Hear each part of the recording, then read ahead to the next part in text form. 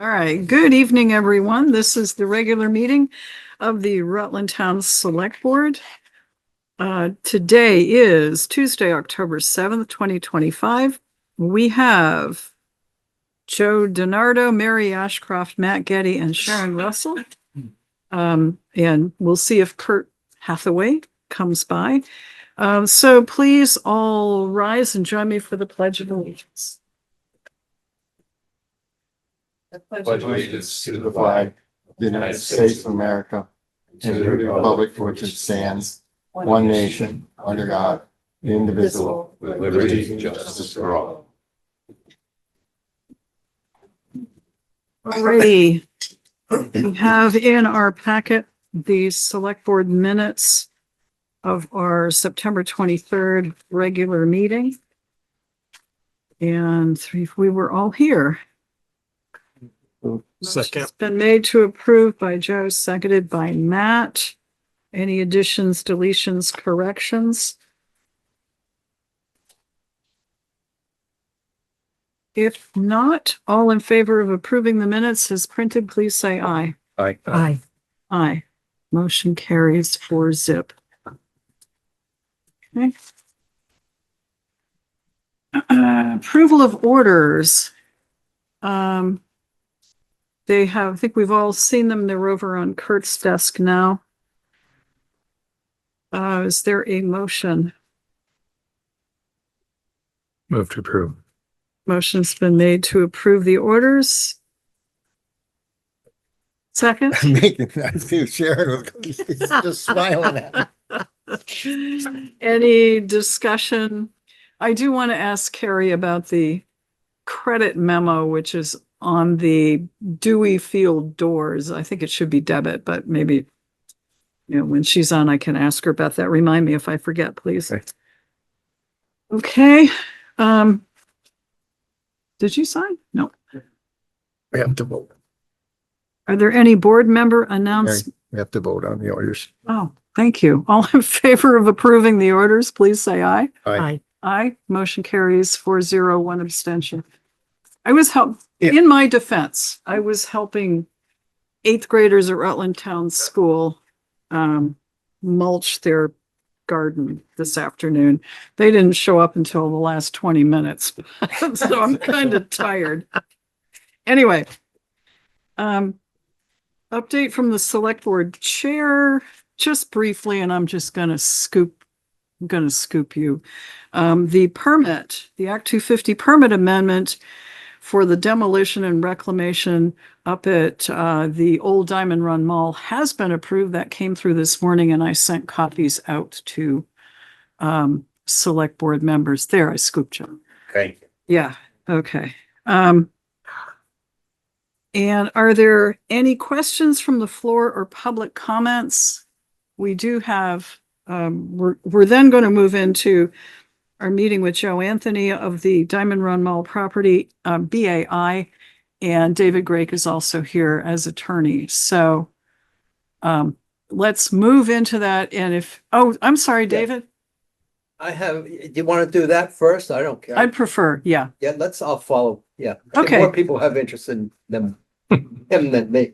I don't know. It depends upon what you're going to tell us, but Well, that's yeah. okay. Thanks for letting us go first. So, David, if you can come up, and then we won't see the back of your head on the screen. I appreciate it. And welcome, Joe. Hello, good evening. And congratulations on getting your permit amendment for the demolition. An exciting day. Thank you. Thank you for your support, and certainly we're pleased. Good. Okay. We asked you to come in because, and maybe getting the permit obviously should help, but our concern was ongoing policing at the site. So why don't you address our concern and update perhaps? All right. Okay. So with Joe on board as well, just briefly, the first thing we're going to be doing now that we have the permit is securing the place for the demolition. And I think that's going to be a hugely significant improvement. the BAI Rutland LLC continues to maintain services to secure the property and observe and ensure within the limits of people without badges and guns doing what they can do. I will tell you that it is a problematic situation that you well know in terms of the course of the permitting that we've been going through. We've become keenly aware what you're well aware of. We're keenly aware of needing to plan and maintain safety when we send experts up there to do work. And it's an ongoing battle. It really is. There's a limit to what any private property owner can do, including my client, when you have a homeless encampment just off the property. And there is a serious issue with that is above and beyond what any individual property owner can do. I think what is important to realize is that the future looks bright. I'm hopeful and confident that we're going to be making our Act 250 permit application for the Supercenter Walmart, that it's going to get approved, it's going to get built, and it's going to bring a different level of activity, and it's going to bring a benefit to the town of Rutland. And I think to that extent, the town and the burdens which it shoulders as the host community of a major commercial property certainly will be benefited by the economic and tax revenue which the facility is projected to generate. So certainly it continues to be an issue of concern to us. The demolition permit is terrific. We're appreciative of everything this board did to help us, as well as others in the state government, and the Regional Planning Commission. And it's, to put it bluntly and succinctly, it's really hard to get an Act 250 permit. The people who wrote that law, and I was fortunate enough to meet Art Gibb and the late Senator Jeffords and John Hanson, Attorney John Hanson, when I first came to Vermont, and as a very young attorney in my first few years of practice, I was really lucky to meet them.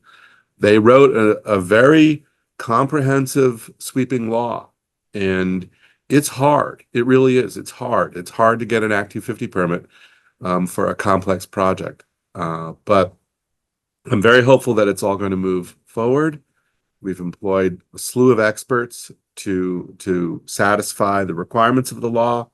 We're going to start meeting, I hope, with some of your department heads, fire, police, and to provide them with information and pieces of the application for the Walmart, so that eventually when we come to you with the municipal impact questionnaire, we've given the department heads an opportunity to review matters of particular concern. So, for example, we'd like to meet, of course, with the fire chief and the fire department and share with the chief and the department what we're going to be doing when the Walmart is built. So that's just a preview of what's to come. And I guess with that, I'll allow Joe to provide anything further that I haven't. Well, Sure. I think our concern was right now, Yeah. and we do have our fire chief and our police chief both here. And if they have I didn't mean to cut you off, Joe, we'll get to you. And if they have specific concerns that you should be aware of right now. Oh, and I'd we'll like to always make take sure, your calls and your emails. Yeah. So don't Yeah, you do. hesitate. You do. Anything in particular? I know one question that came up was closing off one of the entrances. Is that going to occur? Closing off which The south one. There's several others out. Pardon? We've smashed a hole in the backside of it. I think the best thing to do is just tear the place down. Well, I think we're headed in that direction now. Yeah. you mean they smashed, people physically tore down, or they created an access into the building? Yes. Okay. Okay. Joe has some. So that will be repaired this evening. It's probably the You froze. 100th repair we've made for people trying to access the building, but sorry, can you hear me?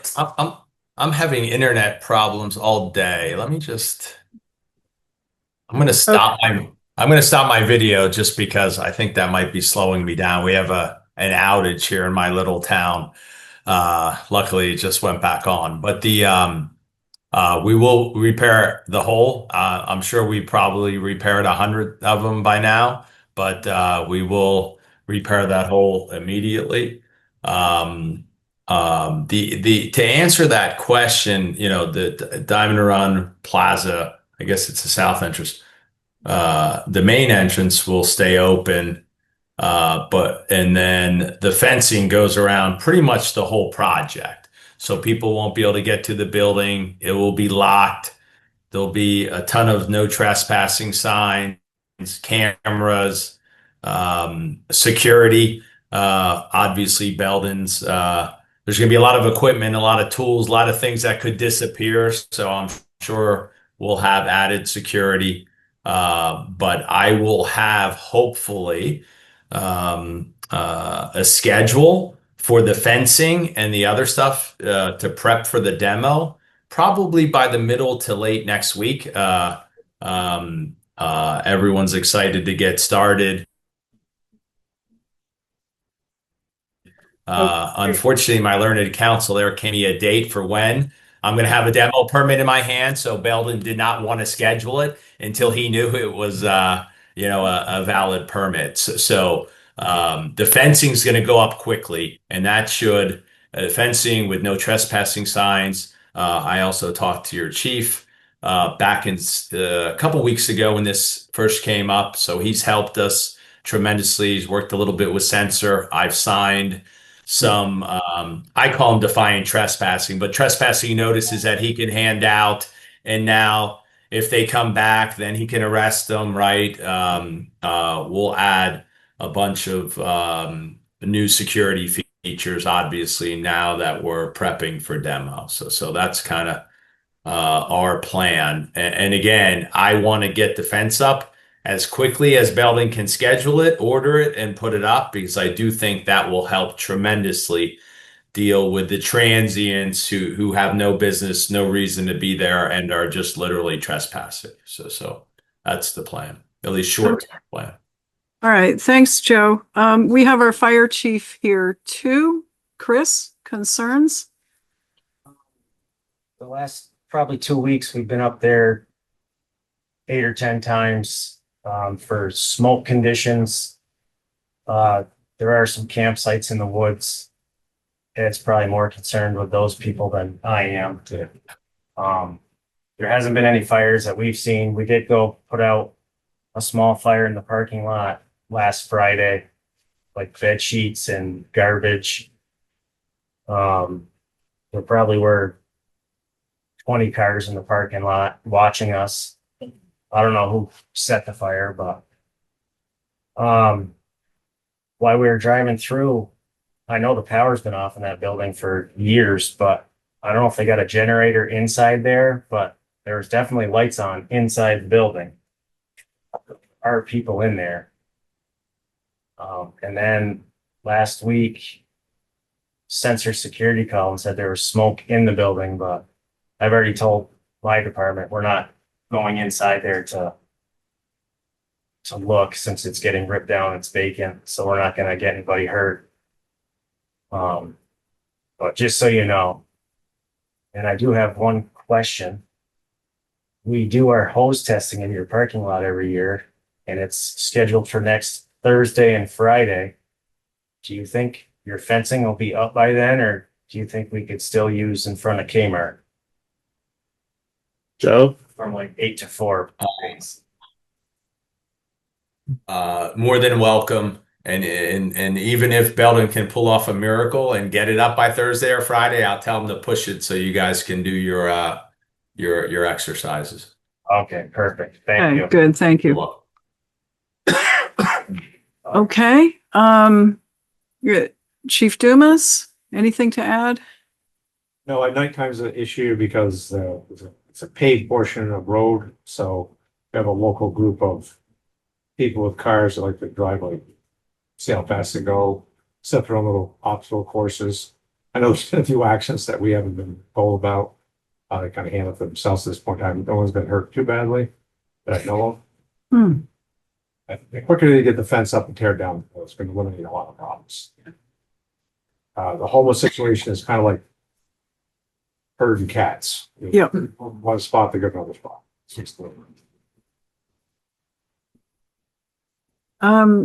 Select Yeah, board, and I do thank you, Chief, assisting with, I know you helped with. Welcome. okay, Matt, So last time we talked about this and it sort of spurred this invite, there was an issue with some people that apparently were ripping down light poles and selling metal.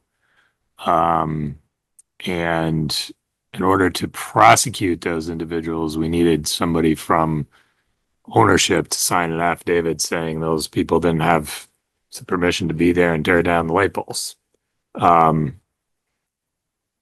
Perhaps this fencing is going to solve that kind of problem to some degree, or perhaps having good cameras will give some traction to these no trespass orders. But I'm kind of a little bit skeptical about that being very effective. I would just ask if that sort of thing happens again, and maybe this becomes more Belden's problem than your problem in the future when work really gets started. But if people are up there stealing stuff, we need help from the victims in order to pursue those issues. And we would like to pursue those issues, I think, to the extent that the state's attorneys can have any success. You know, it's the whole So criminal you justice should issue is a problem. Like, But you should use me as the conduit because I'm right here. I'm in charge of anything legal. I'm local counsel, and Joe is busy with other projects, but this is my project. This is my responsibility. So please, anyone in this room, if you have a problem, don't even send me an email. Call. Do it the old-fashioned way. Just call me. I'll answer. If it says Rutland, I'll pick up the phone. You want to send an email afterwards? Great. But it's my responsibility. It's my project. It's my problem. Okay. And I was unaware of the request for an affidavit. The one request or I did sign a whole bunch of documents that that your police department had asked.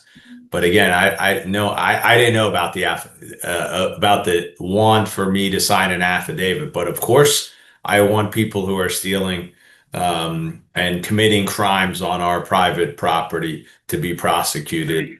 If nothing else, they'll tell their friends, and hopefully, the people will know you can't do that, right? well, that's the hope. We like word Yeah. to spread, and we know that if we don't do anything, then they spread elsewhere and Mhm. cause other problems. So Yeah. thank you.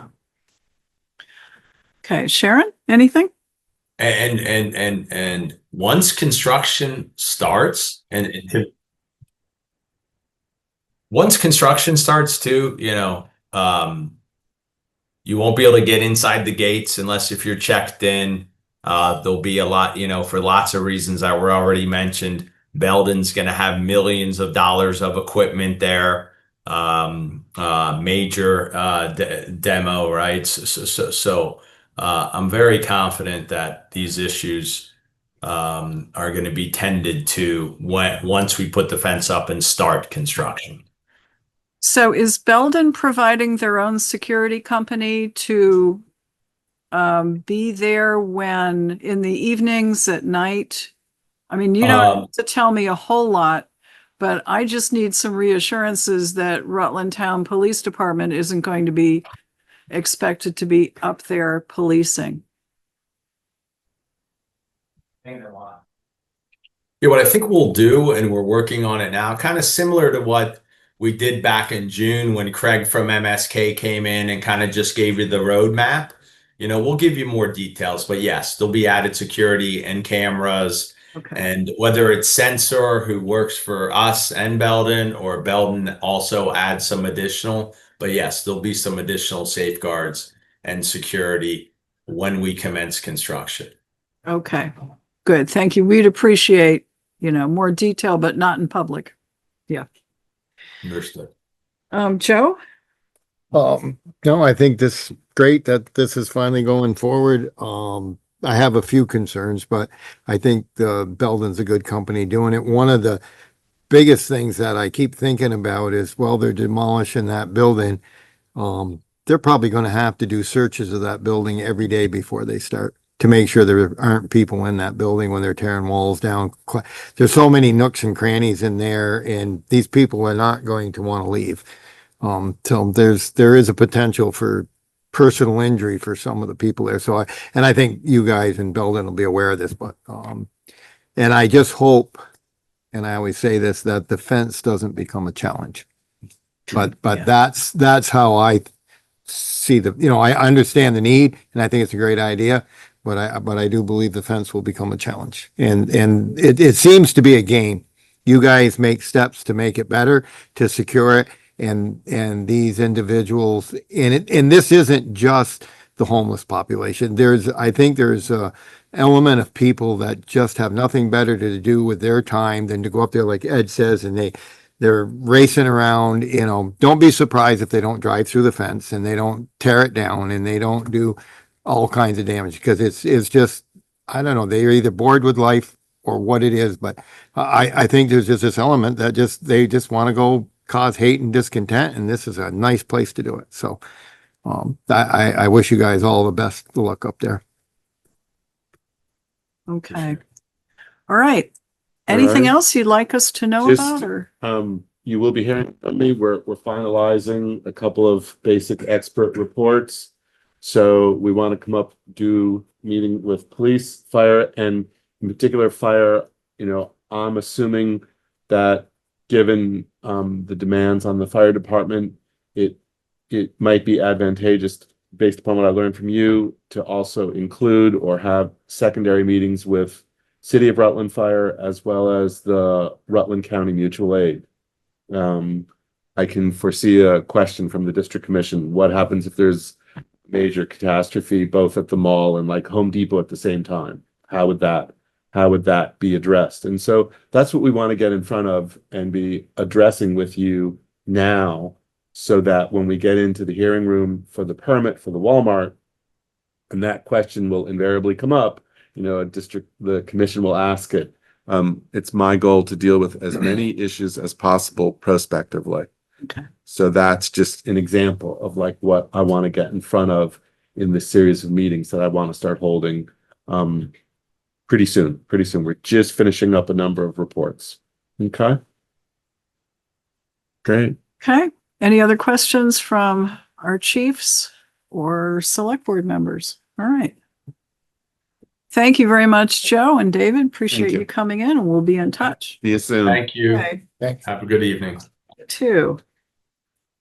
David, the other David. Yeah, David's night. this is David, the attorney night. Yes. Yeah. Okay, kind of a dog story. Went into the park this time of night, my mind doesn't connect with my mouth. But You with should have Northwood been Park- mulching with the eighth graders. Yeah. Yeah. Right. Went into Northwood Park and I found that there was a new sign there, which I found kind of offensive. Okay. It was start with a red border on the front, attention dog walkers.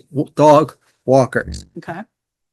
And then it went on mandating that all dogs be on leash. And that's in the ordinance, but as I read the ordinance here, one of the things that I found as I reviewed it, it said the dogs that are not, talking about dogs at large, dogs that are not at large and is on a leash, da, da, da, da. And there was a provision there, a dog which is clearly under the verbal control of its owner or keeper. That's not a dog at running, but that was deleted in 2015. In 2014, this issue was presented to the Killington Select Board, requesting the Killington ordinance allowed for verbal command, dog in control command, et cetera, et cetera. It permitted that. There was a request that be deleted and require leashes. All dogs be on leashes. Our select board shut that down. Patty McGrath, which I wish she was alive because she could speak for the rest of the night on it. And basically they said it didn't fit our way of doing things. It wasn't needed. We had enough parts in the statute where that covered the situation. And they shut it down. So we're not going to consider about it. And then I went to some of the other towns, and all the other towns around here, starting with Chittenden, Mendon, Pittsford, even for some reason came across Wallingford. They all specify that dogs that are under control of the owners basically are not at large, running at large, and they can be loose. We are in the minority. And even this past Saturday, I was over at the Queechee. And I was driving out, and there was a big field with a bunch of dogs running around. So I looked at it and drove over, and the sign there said, "Please manage your pet responsibly. Dogs must be leashed or under the owner's control at all times." We're the only one around here that doesn't allow that. And Can I say something to you? well, yeah. I was walking up at Northwood. Mm-hmm. There was a gentleman that had his dog. Mm-hmm. His dog came running over, knocked me over. I can understand that goes under the owner having the dog under control, and that's between you and the dog owner. No, it's not. It's between me and the town of Rutland, because if they allow dogs to run loose, I'm 78 years old. I'm I don't 80 need a years great old. big dog Yeah. knocking me over. And and if it was a little kid, how fair is that? I think if people want to walk their dog at Northwood, leash the dog. Well, dogs have to run to be healthy. If you don't allow them to run, they die young, and they like to go in the water. And I'll be damned if my dog wants to go in the water and I have him on a leash, I'm going in the water with him. That's not going to happen. So there's a balance, but then all the other towns allow it. And again, it's an issue with the dog owner. That's a good question. You said in Queechee, I think you said the dogs were running all over this field. They're running around they were under control. They were playing. I And think they were under control. yeah. Because that's, They were I in can the see people- vicinities of the owners. everyone will, well, okay. Yeah. I mean, I've been out in Northwood and had dogs run up, and I'm sure the owners all think that they're under control, but once they've run up to you or they've run up to another dog, now you've got an issue. Anywhere where I'm at, I don't care where I'm at. And I was at at a fair last week, a fair, A lot of people around. And if there are a lot of people around, if there are vehicles around, a responsible owner is going to have their dog on a leash. I've had, I've been up at Northwood with my dog. She's a rescue. Both of my dogs have been. And I don't know enough about her still. I do know she reacts very badly and very strongly with any dog, It's another dog. Yeah. another dog. And if, the other dog senses that, she's always on a leash with me, even around the farm. She's on a leash with me because I still don't know her that well. We're talking about the comfort of and safety of all users of Northwood, not just the dog owners. So So where can the dog owners let their dogs run? well, They can't do it in the town of Rutland. On your own property. That West Rutland has a dog park. I know that. I come by it often, Yeah. and I give my daughter rides to Castleton. Mike's our rec director. Mike, do you want to say something? No, we've had conversations in the past. There was a one point, and the signs that you've seen have been up for many. There's been no new signage for dogs in at least 4 years because I put them all on. These were the green ones. These were new in the last week or two. No, there's no new signage in the park I for bet- dogs. I beg to bear with it because the old signs, which were green, white with green lettering, are gone. These are new signs that are there. Somebody's not getting the message there. All I can say respectfully is I'm there every day and I'm the one to put up the signs, and those signs have been up there for 4+ years because we had issues with people that were not respectful and let their dogs just run rampant, No, go to the bathroom all over. no, I understand that. That's the problem with Let me adults. get to the point. And so we as a town and as a board almost eliminated dogs from the park in general because people were being so disrespectful. And we've worked pretty hard and I do when I see people, to tell them, remind them to put them on leash. Even if they're under their owner's control, our ordinance says that they need to be on a leash within our park. I don't find that a big deal. I have a lab. My lab likes to run. We have a 20-foot lead. So when we take him to the pond, he's got a 20-foot lead in the pond. If we want him to run, we take him to the dog park and up in by the hospital. We take him over to West Rutland. There are places. If you're going to drive to Northwood, you can drive just as easily to other places if you want your dog to run. So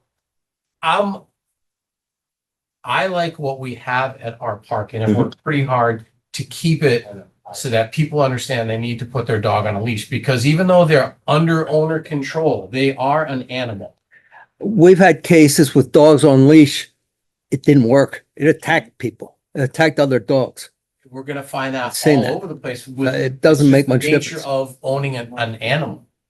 And I think that we try to do our best at the park with what we have for signage and what we, I mean, you do a good job with the we park. want. I gotta admit that. But when you get out in the woods, having a 20-foot lead in the woods is dangerous for the dog. That dog can get tangled and strangled. what I'm saying is when we know we're going to the dam, Yeah. then we switch our lead. And we switch from our walking lead to our swimming lead, which is a 20-foot lead.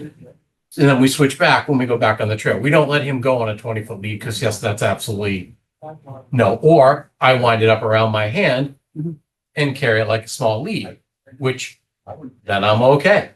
So I understand what you're saying. And the sign thing, like I said, respectfully, those are old signs I ripped down 4 or 5 years ago and had brand new signs put up, and maybe they're just really still shiny. But I look at them every day. There's one at the entrance and there's one on multiple entrance to the ball fields where you can't walk. There is on a new sign that we put in the front, it says dogs must be on a leash, as well as a pick up after your dog and put them on a leash as you drive in. That's been up there for, like I said, 4 or 5 years. So Okay, so the old maybe- ones have been gone for. Maybe I missed it, but in the last couple of years, I think these were new. That doesn't matter. It's the point that looking to allow the dogs to exercise. And generally, every other town doesn't seem to have a problem with it, including Queechee. I don't understand. I mean, just there's something missing.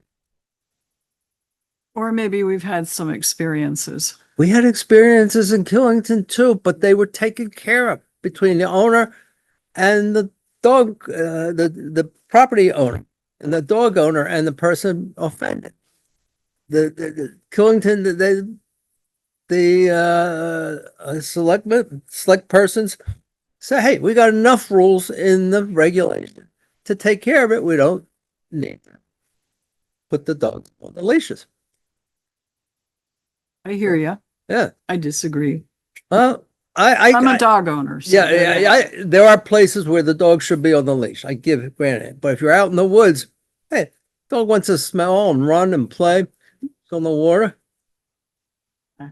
So we do have members of our recreation committee here and they've heard what you have to say. If Right. they wish to follow up with that at their next meeting, they can do so. So thank you for your All right. comments and for your research. yes, You got quite a bit done. Would you like a copy of it? I have all the statutes, and whatnot here.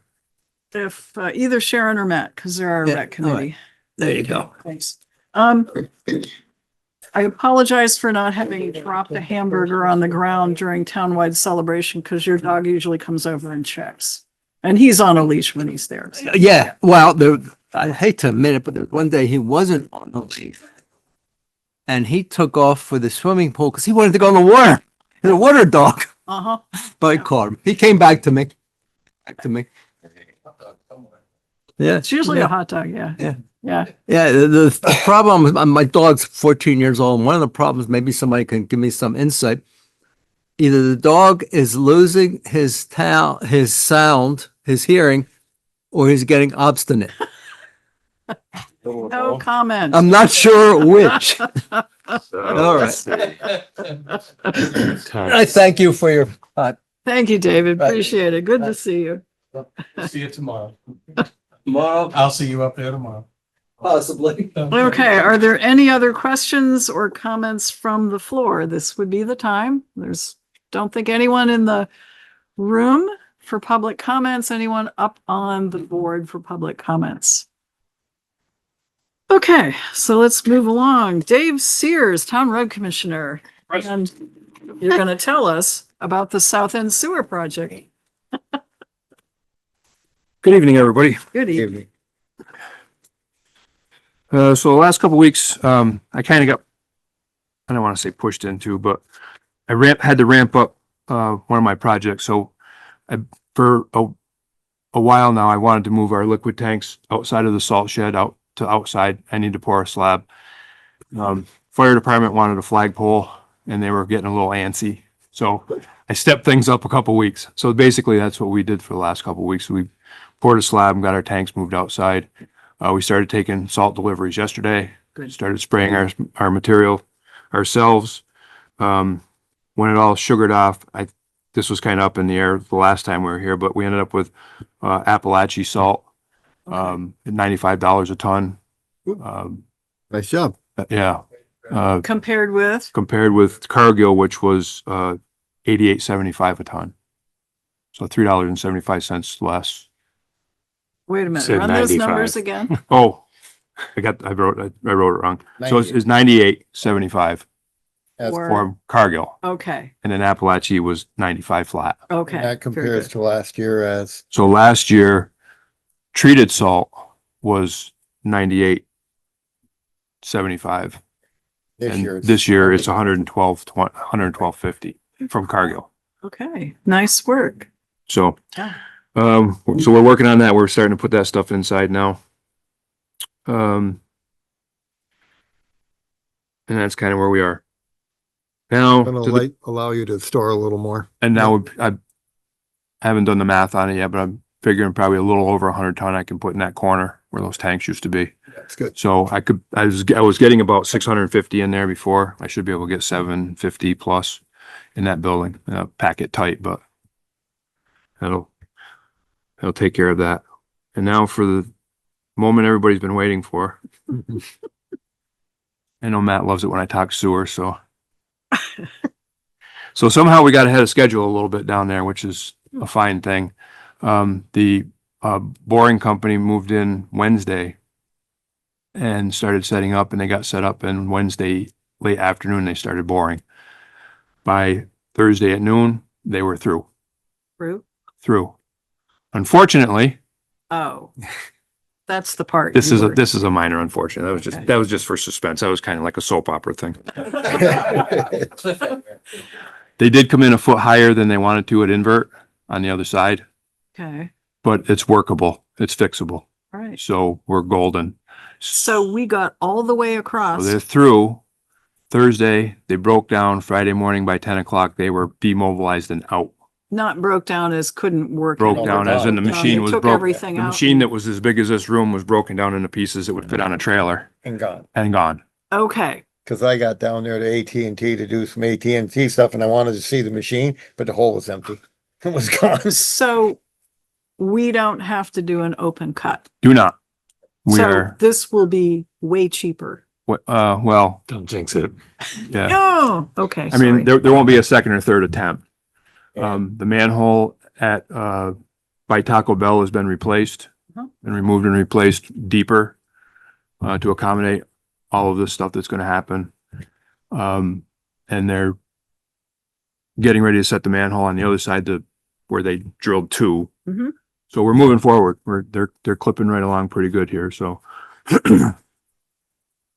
Yay. yay, big yay, like, yay. Yeah, really. Okay. Well, good. So, Very good. yes, thank you very much. So this is something we can add to the list of things where close counts. Close counts, yeah. how did they do, Dave? Horseshoes, hand grenades and North and sewer south. lines.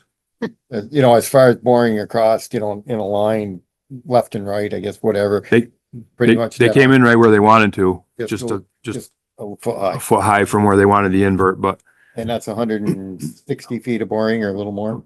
yeah, it was 130 or 160, something like that. Yeah. Oh. Maybe it was 160 there and another 130 to the other end. It's not too bad. Over halfway. So what's next?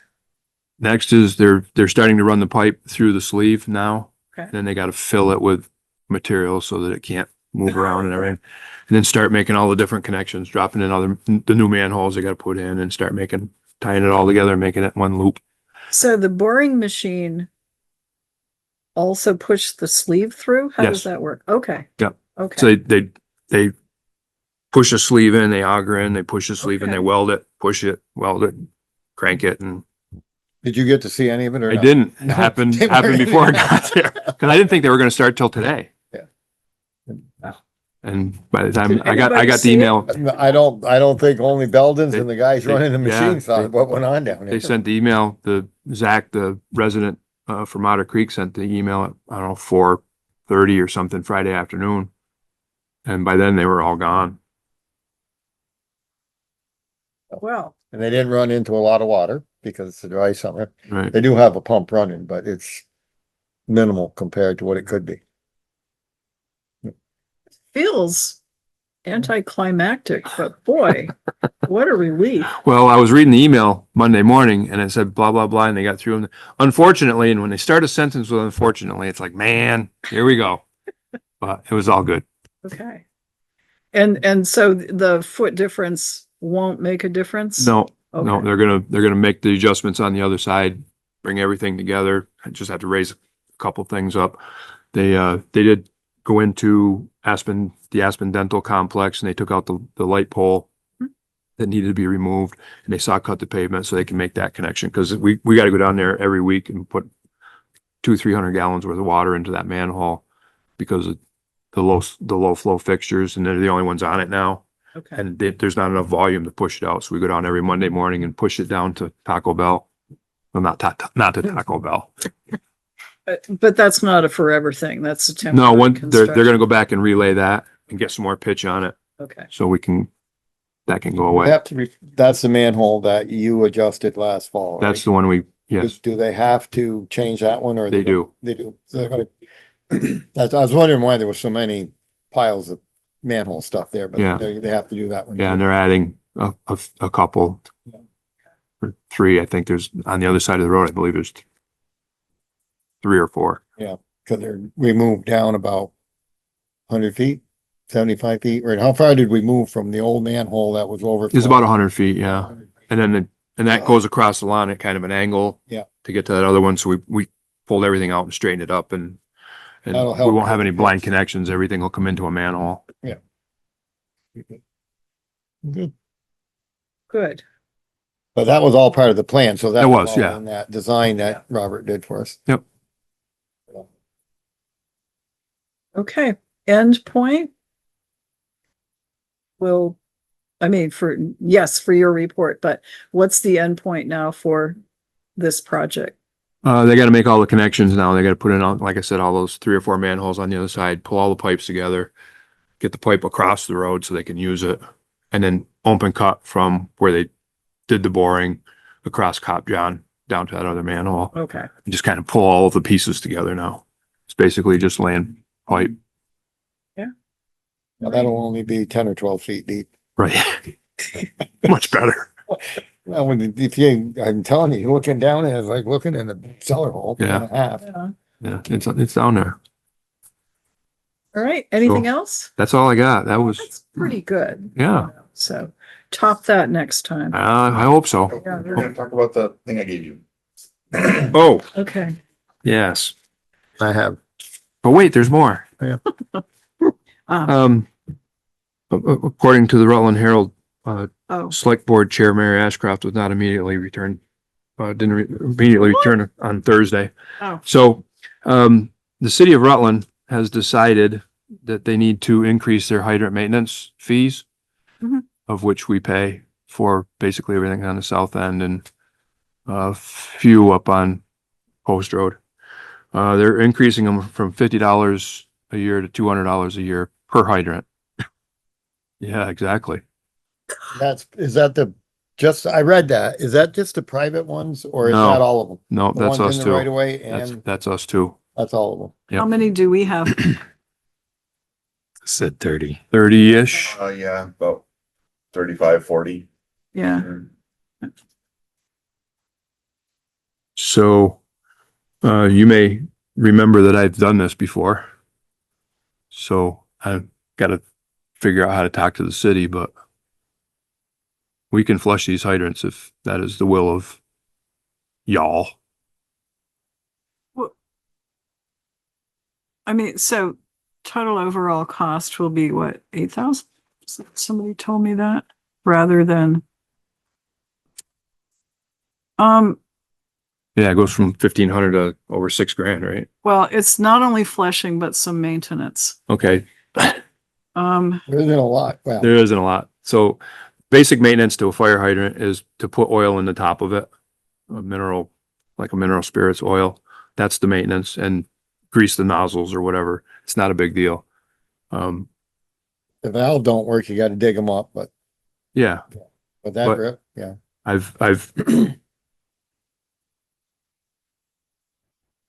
I've taken apart the hydrants that are in the town. I've taken them apart on multiple occasions, put them back together, make them work. It's not rocket science. It's going to be it's going to be a bit of a logistical thing. So we went to the city and asked them to do this. They didn't come to us, if I understand it. Is that pretty much the thing, Bill, the way that worked? Or does that predate That you? was before me. Yeah. See, I think the board decided to have the city maintain the hydrants. I don't believe we're required to have them do them in the town. Yeah, what's your pleasure? I mean, what do we need to? I mean, What yes, are if you there- gonna need for equipment? Are you gonna need, I mean, I know Have the the- city has that really neat machine now for flushing hydrants, but All you need is a diffuser box.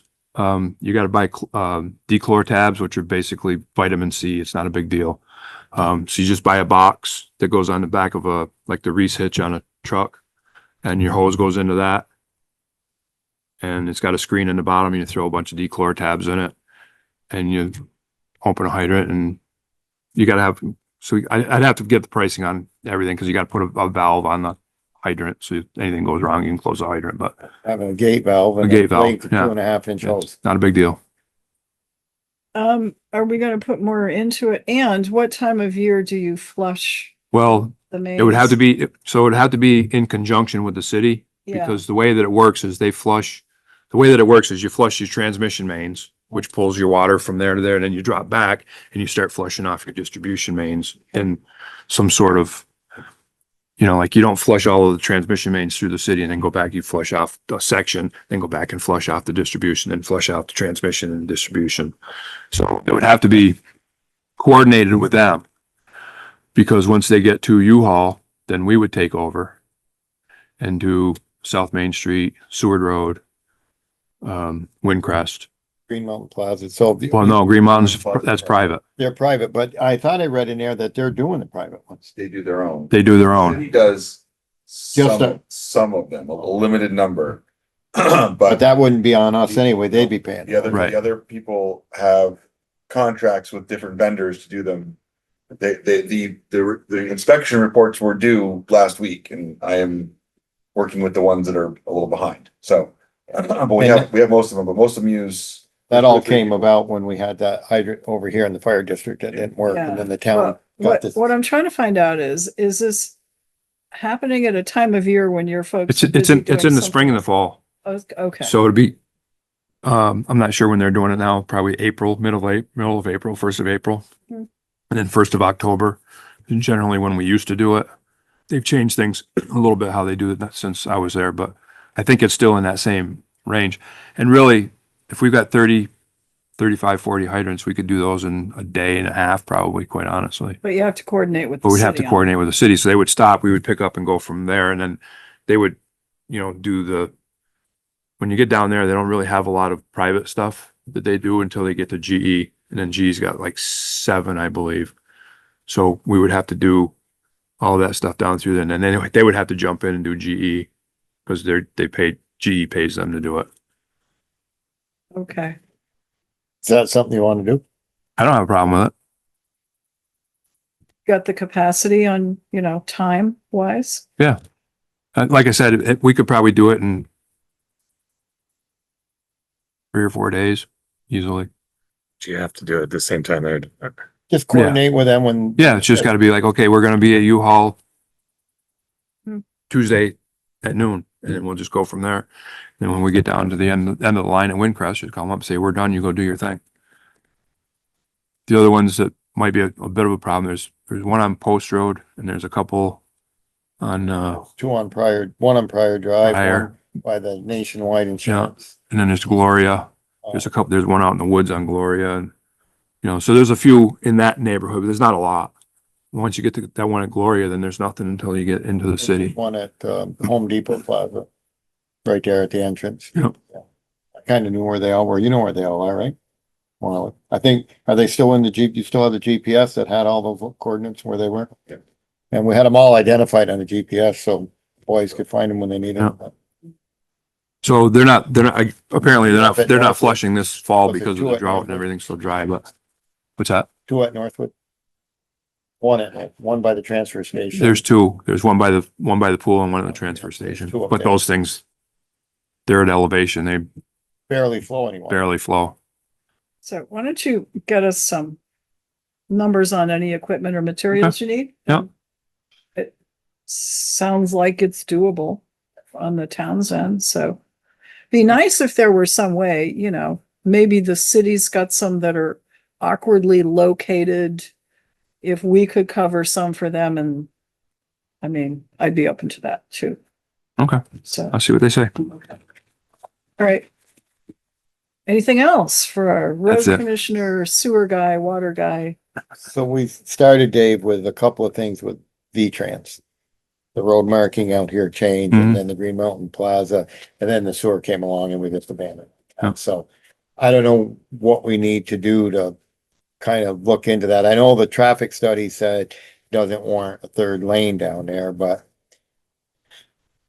I don't know if we can talk with them to what would be the next step to do what we want to do, because the theory is they'd have to add a 3rd traffic light or not. But if we approach them with a nice email and said, we could do this, would you allow? I don't know who to talk to. What? It was the guy helping us with Simon's Ave. He was Yeah. the same guy. I can't remember. I don't remember his Okay, so name. we can Chris Simmons find, or Something like that. Yeah. Because I think they're gonna tell us the same thing out here so you were part of the sidewalk thing. We want to extend the road diet on Route 7 past McKinley Avenue intersection. And the state doesn't really have a problem with that, except they don't want to do it until the next paving cycle. Oh, right. or whatever. Okay, you So would mention that, yeah. They aren't real fond of the idea of blacking out what's there and repaving, but they didn't say they wouldn't do that. And I'm guessing that if we want to extend it from up here at Ripley Road down to the trestle, they're going to tell us the same thing, you know? So, but I think for a safety factor out here, I think, you know, yesterday I watched cars driving over the sidewalk in the city to get around somebody trying to make a left-hand turn because there's no left-hand turn lane. And at this point, it's like, I'm not sure where everybody's in a hurry to go, but you know, Yeah, I mean, and we can make some emails we and can, maybe we can some letters. paint anything we want to paint. It doesn't fix anything. I mean, Well, I at least agree the that, left turn out here, because there's a lot of traffic in and out of here. well, like I said, I don't think you were here at the last meeting, but I was coming to the last meeting and I watched a state trooper pull out and pass a car in the turn lane. The state trooper, he was headed north. He pulled out and passed the car and put his directional on and get back over in the right lane. Like, how do you can't do you that. can't fix that? No, you can't. I mean, when the cops are doing it, what do you do? So anyway, but I mean, I just, State police, Dave, state. State police. That was a rhetorical question, no reply needed. Yes, I don't know if everybody understands the laws of the road, yeah. because I'm pretty sure They all got a license. They should know. Passing the No, they don't. left. You know, because I asked this question, we have a lot of trouble traveling through here with hay wagons. And I was told by law enforcement that, no, you can't pass in the left turn only lane, but. But it's just something that we talked about, but Yeah. we've just kind of let it, so I don't know what the next step, we get a hold of that guy that. And honestly, I mean, I went down, I sat down at Green Mountain Plaza. I think that you could just take out that stupid median and repaint the lines and the lights work. Right, and if we, Had to put up maybe another if we third light. approach them with that idea, that there's no real reason for another light there. You know, when add that dedicated left turn lane, and then the center lane is left turn and straight now, so it's not gonna change. Right. And the other lane's a right lane, and the lights comply to those lanes, They do. So- Just don't have that third light, but they still, but it still because you works, still have a turn, there's still a turn light. right? So if, maybe we could approach them with that idea and see if they'd allow us to do it. Too late probably in this construction year, Yeah. but that doesn't matter, you know? I just don't wanna, we put a lot of effort into this, and I'd like to see it finished up, or somebody just say, no, you can't do it, and live with it, but I won't. That quite.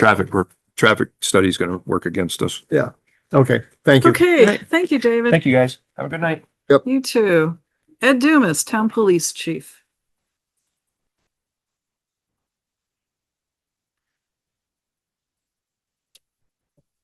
Good evening.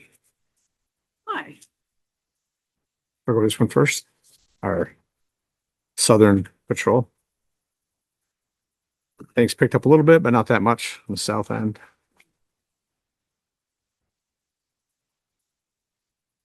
Percentage of the time we're going out has gone down, so that's good. The homeless problem at that, and I think is probably that and the hotels right at the O'Connell Lodge and the other one. Not the Days, and what's the other one right there? Oh, Had a couple murders there. I can't remember the name of them at this point in time, but yeah, that one there. Quality. Quality, thank you. Yeah, quality. Quality, that makes it a good name for it. Anyways, so I think that's where most of our issues are coming from. And I'm looking at the pre-COVID numbers. I don't think we're ever gonna get back there at this point in time. A lot happened since 2019 till now, so there are a lot of changes in legislature that make thieving from our stores easier than it ever has ever been before. So, also got more people on the streets than we ever had before. yeah, well, they invited it's like 600 families here, or 600 people to come. So that's that is what it is. Then you want to go to the next ones? Pretty busy month. Lots of. JP's back. We got 49 traffic stops. So you're aware that he's out of service for a short period of time? I am. You have somebody to cover some of his time Sure. to get somebody, because that's the I think I mentioned this to you one other time, that it's the number one thing that I've heard from people is that they don't see you guys and that, so I didn't know. Yep. A little visibility out there, or run some radar. Maybe some people just want to meet the town PD, so it's a good opportunity Yeah, while they're signing their ticket. yeah. They don't want to meet you on Route 4 though, and then there's speed trap. That'd be You know, great to just- raise revenue. Oh, yeah, yeah, I exactly. don't want to see you there. That's a joke for Keith, by the way. Yeah. It's not really a speed trap. Questions about any of the numbers? This just goes back, and it's nothing to do with this, but we get back to the Diamond Run Mall Yeah, and the homeless encampments. Do we know who owns the land around there? isn't it BAI? Well, they own a certain portion, but where these encampments of homeless are, Yeah. who owns that land? Well, see, I thought it was all their land. I believe so. Yeah, I use Onyx and it looks like it's all their land. yeah. So I'm not sure what, So they would, to me, would bear the burden of removing these people from their property and eliminate some, Mhm. it's the same with Ranberry Road, what's going on there and all these places. It would be the landowner, you would think it would be the landowner's job, not us, to police their own Well, property. case in point, the dead end section of McKinley Avenue, there's a certain residents up there who was taking it upon himself and other residents up there that people would try to move up there and live in their woods and had young children, and they brought in all their drugs and needles and whatnot and upset the landowner. So he took it upon himself to set up cell camera video cameras up there, if you will, ring systems, if you will, but work off his cell phone. So he's able to see when someone comes up there. And every time someone comes up there to do whatever they think they need to do, he's calling us or VSP, and the cars are getting towed and traffic just goes down, just because he's adamant he does not want anybody up on there messing with his property. And that's the attitude that you have to have. And unfortunately, some people feel sorry for some of these people. I get it, but most of them, unfortunately, through a series of choices they made in their life, have caused this problem themselves. And it's not my problem to figure out how to fix them. And the victims here are not them, but it's the landowners that have all the property, because they bring all their garbage. They have to spend their own money, a lot of money, to somebody to go down there and pick it out, truckloads of the stuff, and it costs money to get rid of that. Case in point, down behind the Hannaford's, the business out there spent a few $1,000s cleaning up one homeless encampment because they bring so much garbage over the course of time. And the best thing is just have a zero policy that, no, you're not allowed on my property, and then we'll help them enforce their policy.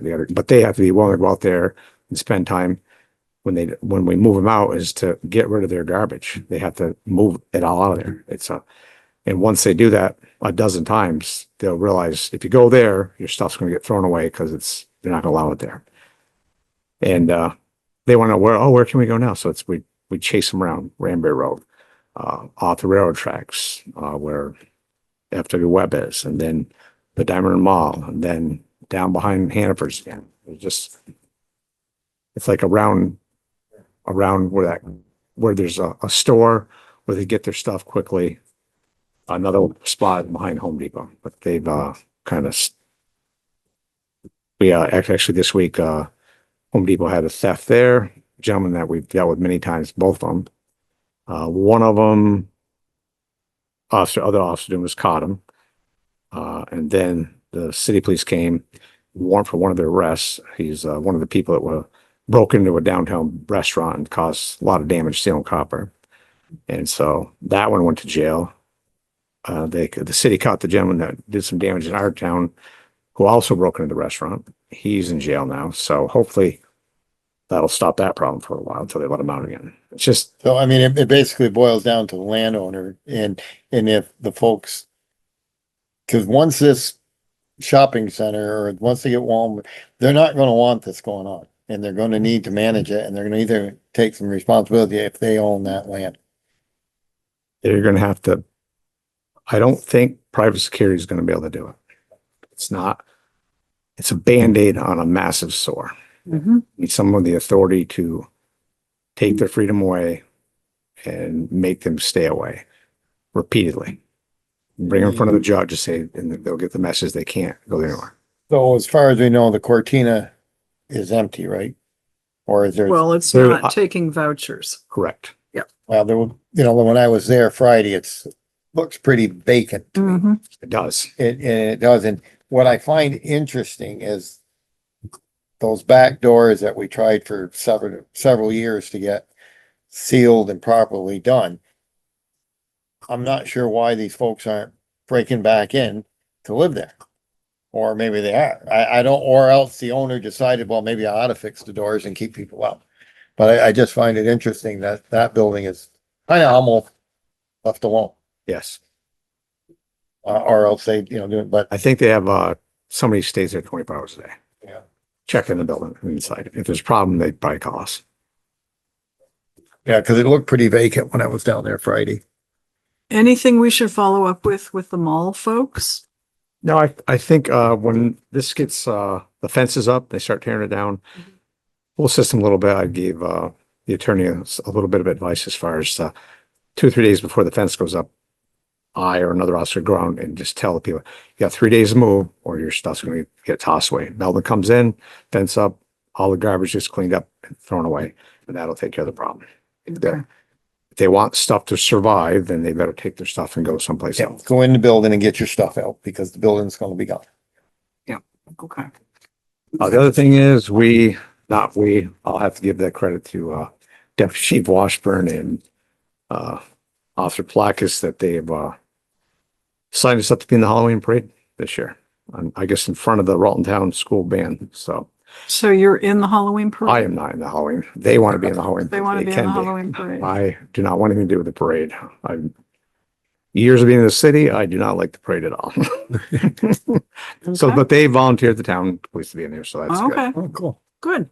And I was told to challenge the fire department that they got to be in the back or whatever, so Chris is going to find something. Not to all get. together? Really? Big happy family, they're not all together. Got a candy challenge going on too for the trick or treat on the trail. Who gives out the best candy? Okay. If you want to bring your little rinky dink candy, that's fine. We're gonna have a little vote with the kids. That's okay. All right, gauntlet thrown down. Got that part. So while you're still here, and Kari, can you come on for a minute, please? I have in front of me the new revised applications for liquor and tobacco licenses. Kari, and Kari puts them out here. We no longer have to sign them, but we do have to approve them because the state is now assuming that if they've applied and paid the fee, therefore the town must have approved them. So we should do it on the record anyway. First is East Restaurant LLC, third class restaurant bar license. And Kari was nice enough to include information about what they all mean. So first class is an on-premises sale of beer, hard cider, wine, and RTD spirits. I don't know what that is. Anyway, any problems with East Restaurant LLC up on Route 4E? No. Okay, motion to approve? Don't move. Second. Motion's made and seconded. All in favor of approving third class license for East Restaurant LLC, please say aye. Aye. Aye. Anyone opposed? Okay, so that's one done. By the way, that was third class. That allows for on-premises service of spirits and liquor, the harder stuff. Okay, next this is interesting, a tobacco license request for Vermont Cannabis Cafe LLC. Business principal address is 35 Piedmont Drive. Where is this thing? Piedmont Drive's in the city. No, that's where she lives. Her Okay. business is up by House of Lights. Oh, 778 US Route 4. There it is. They buy that building. Well, this is That's a tobacco license. Yeah, she said that now the state's requiring these, and she's actually a former attorney, so she's doing things the right way, so. I have no problem. What I heard was a nice thing said about an attorney, so. Yeah, really. That's for the We're record. just basking in that glow for a minute here, Carrie. Okay, is there a motion for the tobacco license for Vermont Cannabis Cafe LLC? So move. Motion's made and seconded. Any discussion? If not, all in favor, please say aye. Aye. Aye. Motion carries 4-0. So these should all be listed in the minutes, Phil? Yep. Because we're not signing them anymore. Okay, next is tobacco license for Stewart's Shops Corporation. And this is, well, Hardwick, Vermont doesn't do it. Let's see if I can find the local. It's by Home Depot. Home Depot. Yeah. 341 US 4. And I didn't ask you about the other one, the tobacco license. Fine. Okay, how about these folks? For tobacco license Stewart Shops. No problem. No problem. Is there a motion? Okay. To approve. Okay, motion's been made, Second. seconded. All in favor, please say aye. Aye. Aye. Anyone opposed? Motion carries. Quite a little. Yeah. Second class liquor license, which means, thank you for the cheat sheet, Carrie. Now I know what these are. This is off premises sale of beer, hard cider, wine, and spirits. And this is for Stewart Shops. Jolly 540, 351 US 4. It's the same, Same one. the Yeah. same one. They switched hands and Jolly has become Stewart, so I think Gotcha. they needed to get all their stuff under Stewart's instead of Jolly. Okay. Second. Second, Chief, okay? Yes. Okay. All in favor, please say aye. Aye. Aye. Motion carries 4-0. And another Stewart Shops. This is for tobacco. And I believe it's the same. Yep, 351 US 4. I'm assuming same clear from the chief. Motion? Motion seconded. You got to do the next one. Okay. All in favor, please say aye. Aye. Aye. Motion carries 4-0. Oh, there isn't another one. I am so sorry. Okay, we don't have to sign them. I will just leave them here. I don't know if you want to do these, but I'll leave them here for you just in case, Carrie. So in our packet, Mary, Okay, something else? number 3 is I believe this is the other keyless terminal inside the foyer at the police station. Oh, yes, okay. Somehow or other that through some technical glitch or whatever, that was not installed during the construction of the building, and I'm not sure why, but I would move that we approve this installation from Royals Group. And They this put is, the rest of them in, and this one somehow or other got missed. This to go from the foyer into the Main police station. So when the guys get there now, they have a key fob or whatever, and they get in the foyer, then you have to dig around and find a key to unlock the other door. and this is on us. Yeah, it's on us because I don't know. It was just, I did all the research I could to find out what happened, and it just seemed as though it was something. There was a total number to start with, and then that number got changed, and this is somehow the one that got eliminated, and it should have been in the building. So this is to Royal Group. The cost is $1,729.89. And this would, It's for the interior lobby door at the new public safety building. Is there a motion? That's a motion. Is there, Second. Sharon seconded discussion? Oh, there's one person who gets to sign. Mary. Let the chief sign. I don't know. Doesn't matter. Joey, we just second that? Huh? Yeah. Mary's Do just you want sign. Yeah, that'll be fine. Okay. Yeah, that'll be fine. And I'm guessing we would take this money out of the capital improvement fund like we have any of the other excess Okay, so that's all part of your motion. Yep. To approve me to sign and capital improvement fund. Any further discussion? If not, all in favor, please say aye. Aye. Aye. Motion carries 4-0. Okay, that's one. Anything else that this chief needs to be here for? Nope. Any other questions or comments for the chief? Perfect. Okay, thank you very much. Thanks, Chief. All right. Next up, and all of that shuffling, I lost my agenda. Okay, here we go. Next up is Mike Rowe. I'm gonna yield my time and let the chief of fire department go, and then I will follow him if you're okay with that. Okay, I think we can do that. He said he'd be really brief, so. Okay, Chris Clark, Town Fire You Chief. enjoy your company. It's the first time you've been here in a while. I know, I Yeah. can see Mr. Anthony. Yeah. Did you get the questions answered or did he answer your questions to your liking? Yeah. He did. Okay. Tonight I'm here to ask for some money for the town fire station. I'm just kidding, by the way. I was not. Okay, I'm good. I'm good. Hey, the sewer line went through. What can I say? You know? No. As far as the new fire station, we are all done, I believe. The flagpole is up. The Great. cascade system is wired and working. Dell and I learned how to use it. Reynolds is coming back to do some more training with some more people so everybody can learn how to use it. Good. JJ's just got to come back to put a light on the flagpole so we can hang the flag. And then that'll be done. Hose testing is next week at the mall where Mr. Anthony said we could use it. We got a very busy month this week. Fire prevention was today at the town school. Wonder Feet is the 19th for trunk or treat.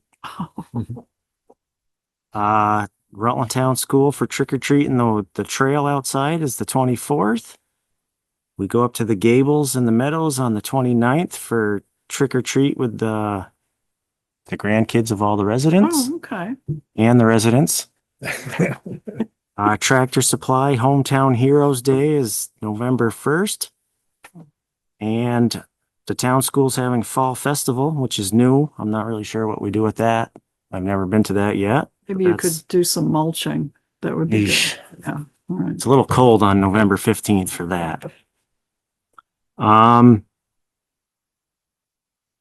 The Holiday Inn, I heard Joey say something about the Holiday Inn. We actually went there the other day for a lift assist. It was probably, just say, I hope I never go there again for that. I don't think the place has improved any, has it? It looks a lot better than it used to. Okay. They cleaned it. I don't know with what, but I saw two people staying there. Two rooms were vacant, which brings me to, I've been talking to Chief Lovett a lot about helping with lift assists of bigger people. Mhm. Just want to get your take on it. He's been getting a lot of workman's comp claims because of it. And we're not trained for that type of thing. I guess regional doesn't have enough people to do this type of stuff. So they're calling us constantly, calling the city constantly. He's trying to, I don't want to say get out of it, but Yeah. it's not really our thing. So try So to get we your had- take and their take. Always Mike been had there. an issue. Historically, it's always been there though. Yeah. They call the Correct. fire department. Yeah.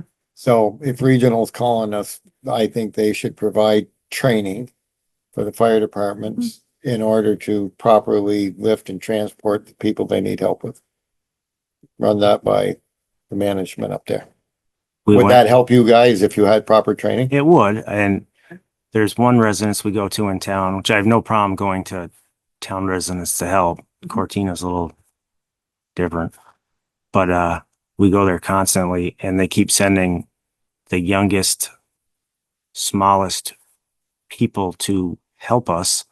Who's they? Regional ambulance? Yes. Oh, And like, we have to like tell them what to bring in from the ambulance to like what to use. So it's almost like they're depending on us more than we're depending on them kind of deal. Sounds like maybe a protocol needs to be worked out a bit with regional ambulance. So Yeah. I just want to get your take on it because Chief Love and I have been talking about it quite a bit lately. I So mean, I don't think it's gonna go away because fire departments are the most, I guess, available. City being career, full-time and on duty all the time, they're gonna get called because they have the staff. And I think it's inherent that the requesters take the time to train people to properly and how to move patients and how to do stuff. That's a small request for what they're asking. And, and So I agree. Let's say, give us training and we'll help. And we also need to work out a protocol. So your folks are trained as well. They have equipment that you can use. um I'm just talking about. Well, They're gonna pick for the- rather large. oh the last guy was rather large. Yeah. Yes.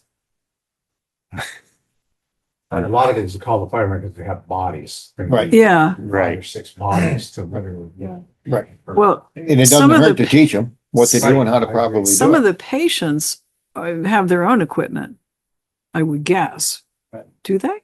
No? No. that costs money. Well, yeah, but some of it is available. I Yeah. mean, it depends. You might have some residents that are immobile and they will have stuff, but some Yeah. don't, Ed, if you run into people that don't have the equipment they need, when we're given the equipment, the walkers, all the medical stuff, we have it in our barns. We charge nobody anything.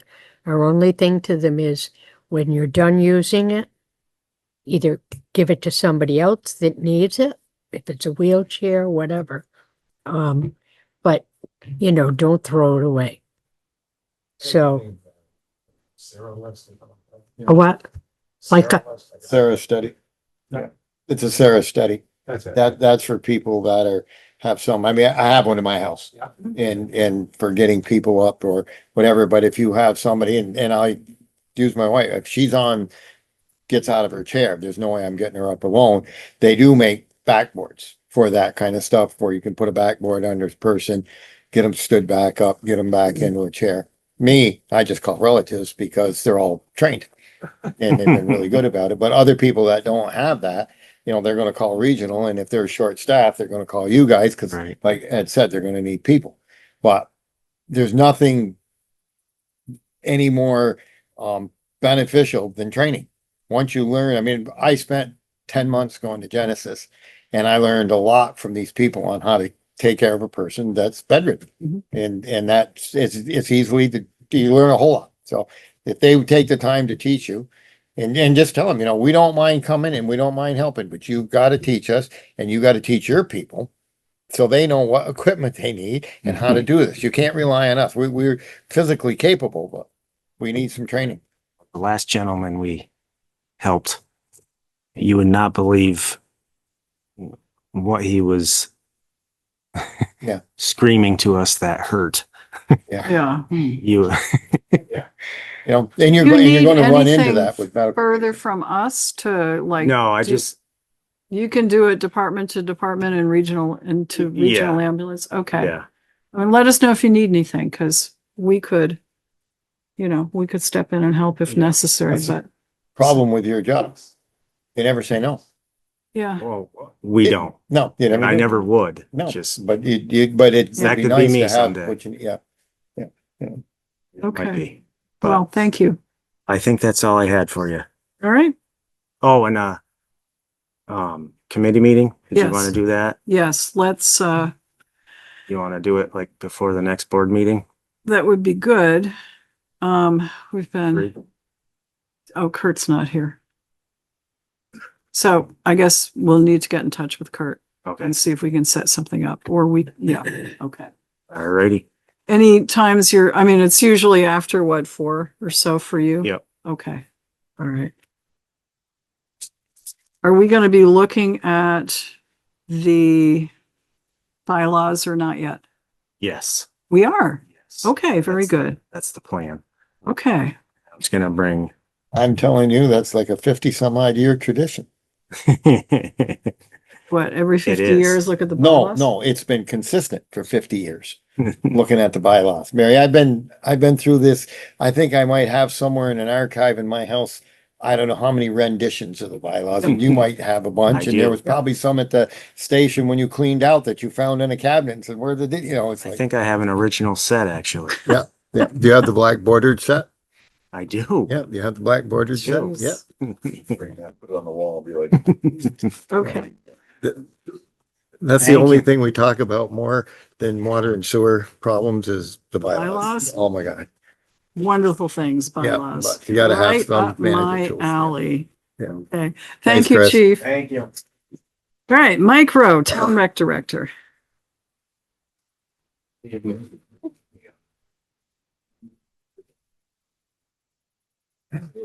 But- time according to the law, so I didn't know. Now I Thank do you. know. So I apologize. Oh, if these are okay. not in your packet. Okay.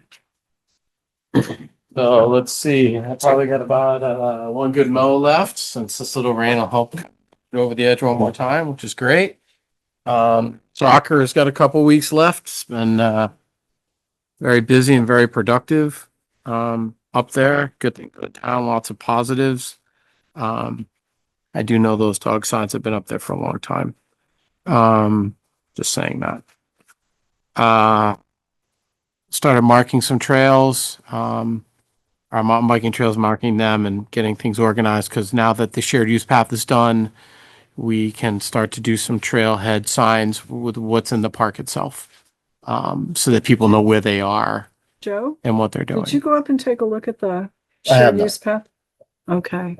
I hope Rec gets a chance to do that. Yeah. But I mean, it's completed, so the path is there. So if whatever improvement, then fine. So I'll start working on those kind of signs. We did have a committee meeting, and Matt or Sharon can address after I kind of go over what I just gave you. So what you have in front of you are the 3 forms that our volunteers for recreation will need to fill out to be a volunteer. And this, you've looked at these before. I just want you to look at them and okay, because I'm not doing anything until you say okay. I've taken the training.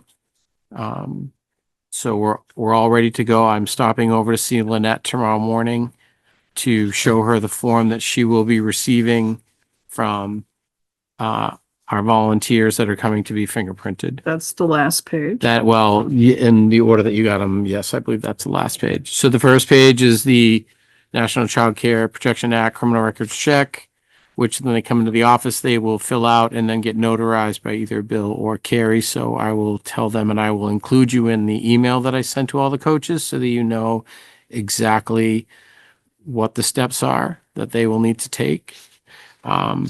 That has to get notarized. I'm asking them to call ahead of time so that one of them is there, because part of the requirement is that it gets notarized. Then the second one is from Agency of Human Services. That is a boilerplate one that everyone uses. It's just geared towards us. I think our name is on it. And then the last one is our fingerprint authorization that will go to our Rutland Town PD and then sent back to me. We have a secured storage area in the vault that is locked, where all the information needs to stay for multiple years, or they will come arrest me.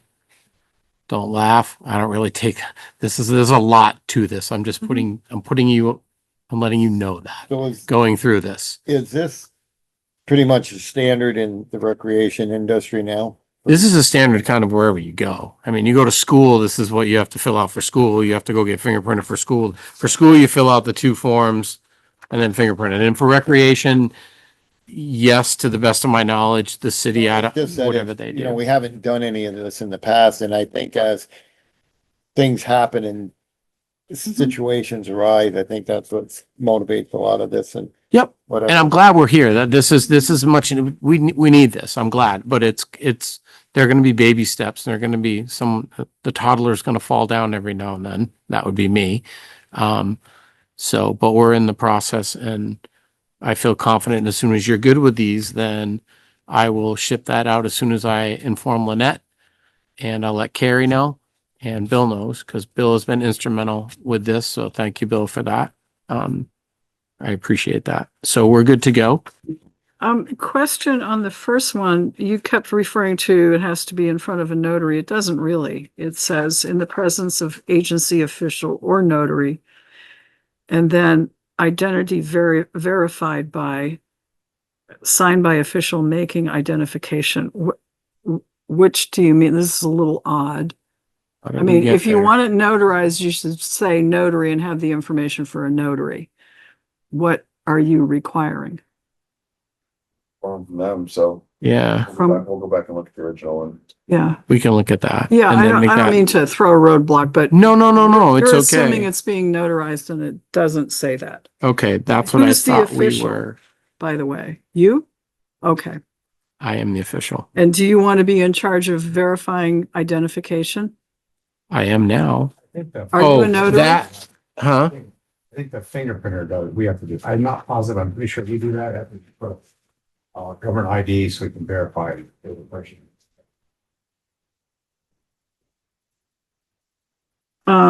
Identification center use only TVT and date printed. But there's nothing on the fingerprint. The number that's generated on the APIS machine. Okay.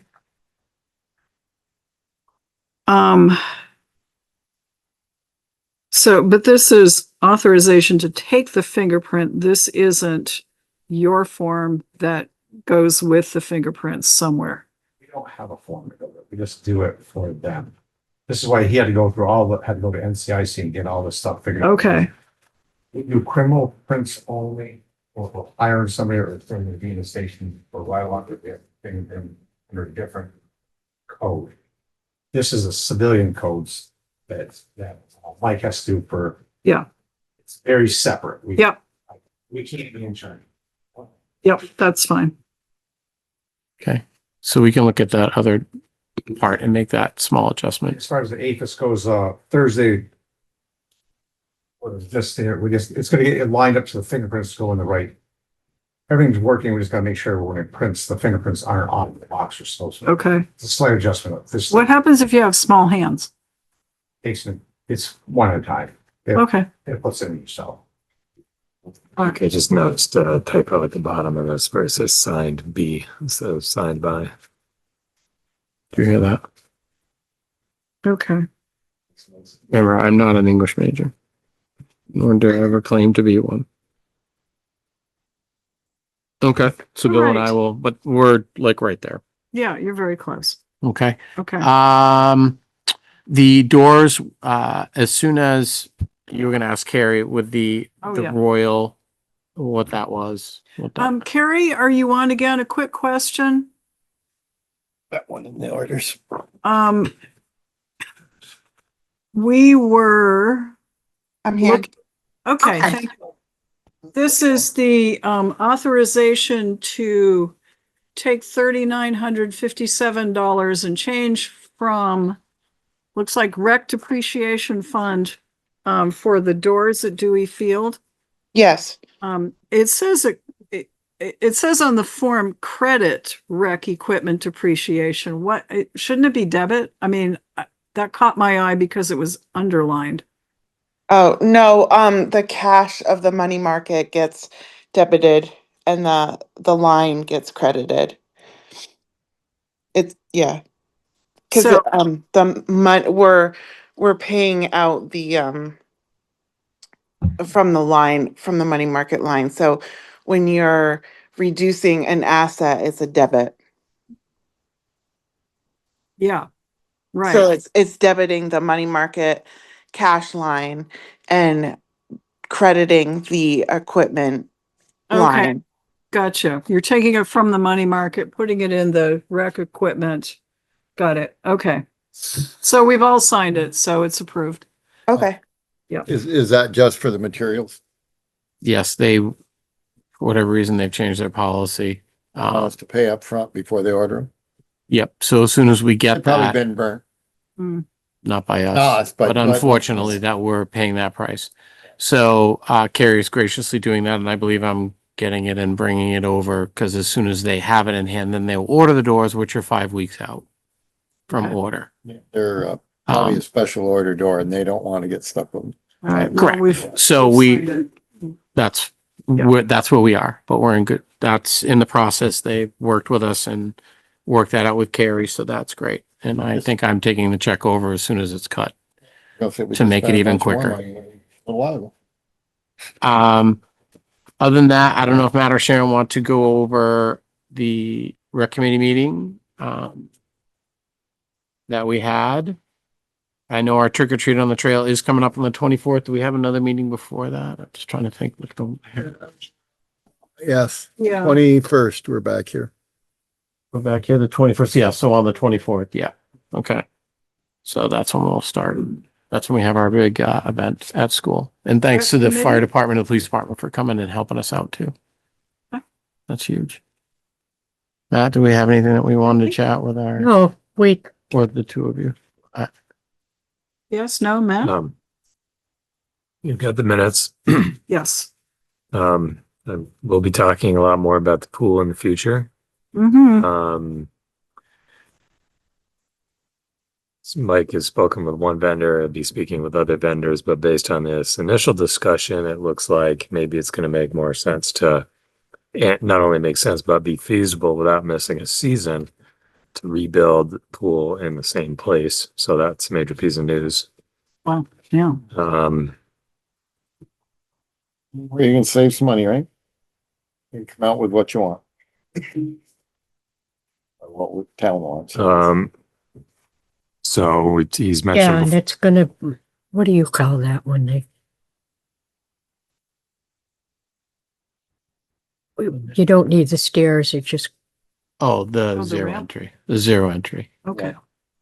so The actual design is yet to be determined, but that's a good, you're starting with some thoughts and then you'll see how it goes. That's a good way to, yeah.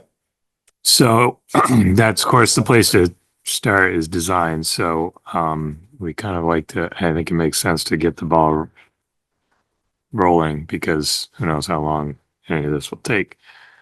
Do you want to talk about forming a committee? Yeah, or- so I would like to form a committee with the rec committee and then some people from the community that might be interested. And then obviously you are the ultimate big committee, which will loop you in, or to be present at the same time. But I think it's important if we had 2 or 3 people from the community.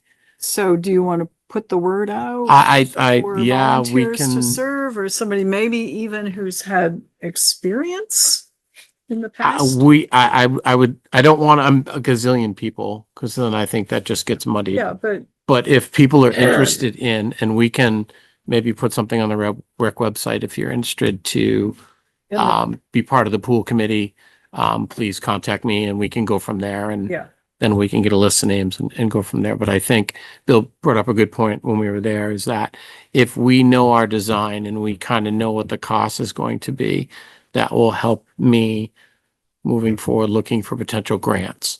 So if I don't have anything, then I can't get anything. So we'd have to spend anyway. But I would rather get the design and an idea of what it's going to cost, and then we budget and whatever, then we move forward rather than, okay, we're going to do it, but let's now get a design. So I think in talking with the person, the best place is right where it's at. It makes more sense because we don't have to put a new building. We don't have to do a septic system. We don't have to tap into water. Everything is literally right there to begin with. And they can just rip it apart and start fresh with whatever our new design would be that we would like. 50 years, they probably come up with some new materials to make swimming pools out of. Correct. So Pools in cold, because one of the things that affects that pool is freezing and thawing. correct.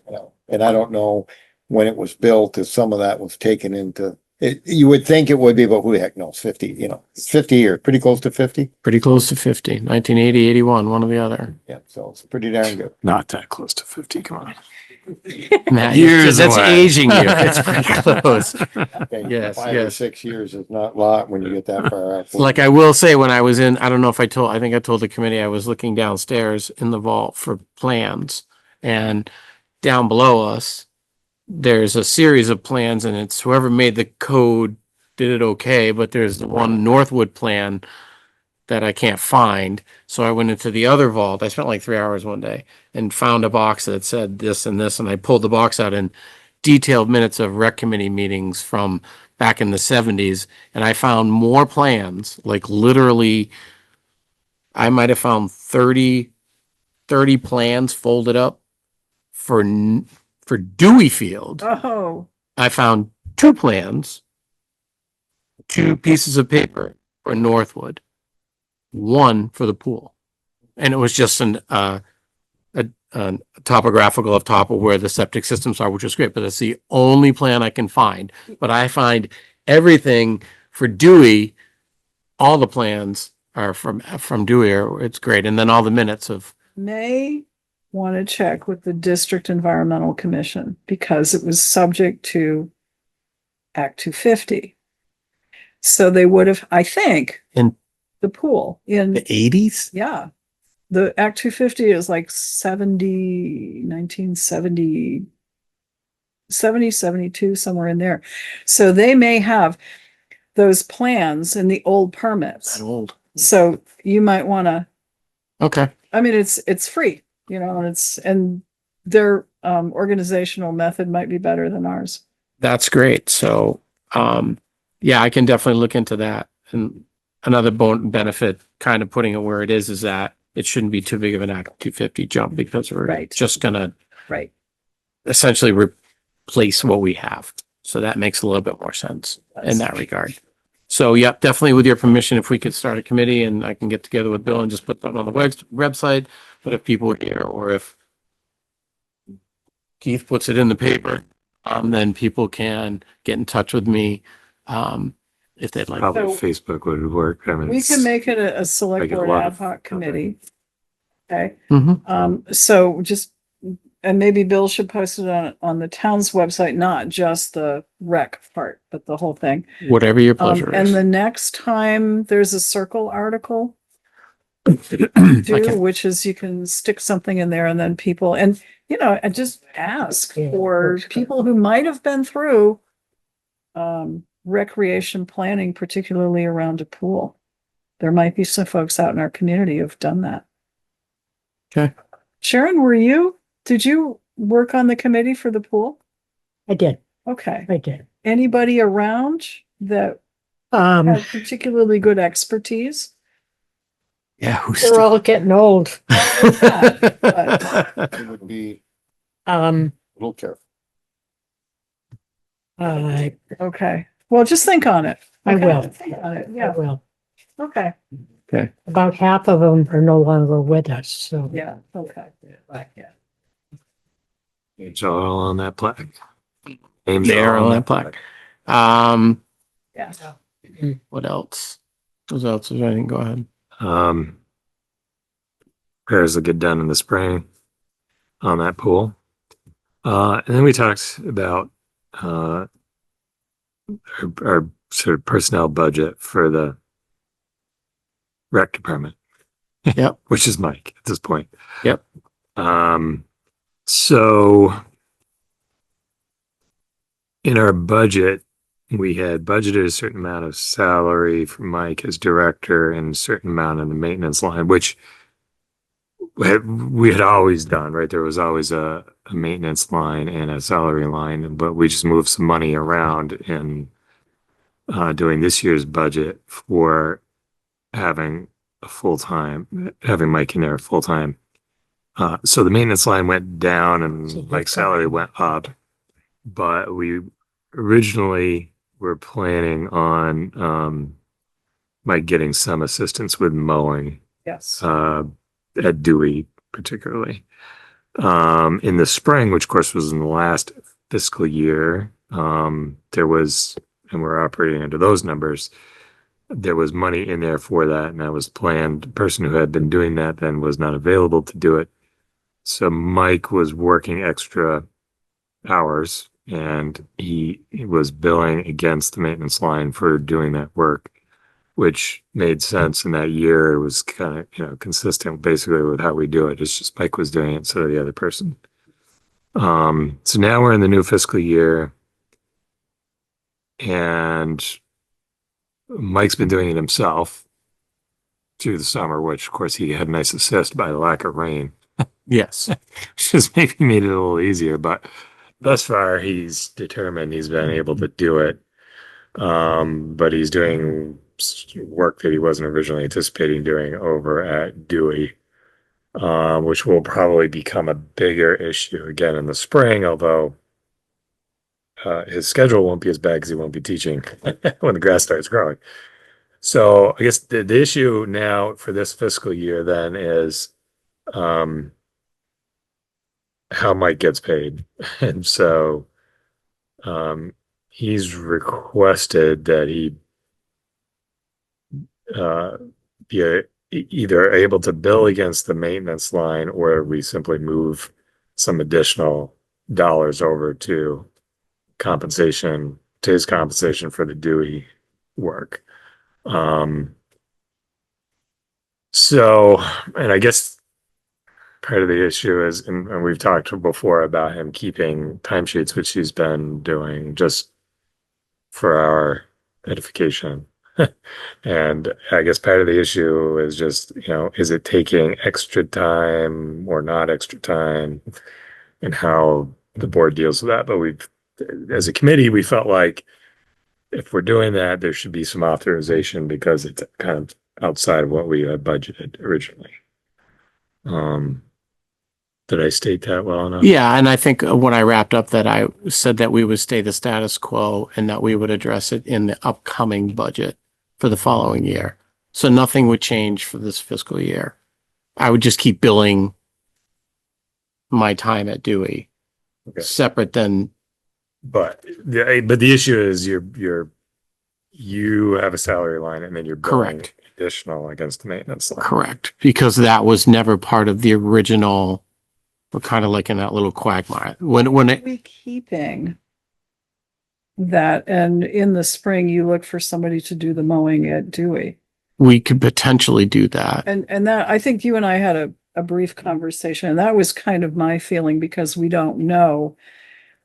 You're still feeling your way through the amount of work that you Correct. have, and you could have a whole lot more I could. in the spring. And then if that's saved as a discrete line, then you get to hire somebody to do. Correct. And I gotta say, I don't want to trigger any weird overtime salary versus anything. Yeah, when you get in, this discussion with Yeah, our salaried employees and what we expect of them, and then if we are going to compensate for an additional amount of hours. So I don't know where that if you have a salaried income for 12 months, and what does that encompass? Because there's no real job description at this point.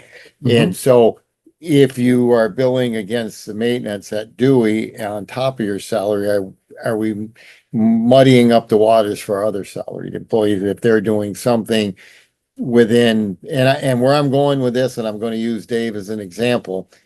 Dave has a salaried employee, but after 40 hours and they come in on a weekend, he isn't being paid for the weekend plowing. It's, there's just some gray areas there that make me uncomfortable, or additional work that Bill might be doing that's above and beyond, but so we've kind of kicked this around for 2 years now, and we haven't really come up with a bona fide, for your situation, to make it clearer. You might be better off just using that maintenance line and hire somebody to do the mowing, and then that way it doesn't muddy up your waters and your side. But I don't know. And I think I've asked you this, and when we had the HR lady helping us, if there was, I'm looking for some guidance how to do this. I've talked to people that work in the private sector, and work for companies and they're salaried.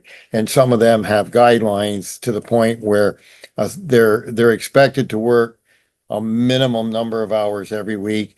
And after a maximum, which would exceed the 40, there's compensation above that. And the town hasn't really looked into that, but that's the way some bigger business, construction companies and stuff do. So, you know, I don't want to get you in some kind of bind for, you know, whatever, and then find out, or the town where it said, well, Mike worked this and now we have to charge him overtime. Or I don't know this salary thing. I can't quite get a grip on Yeah. how to handle that, Yeah.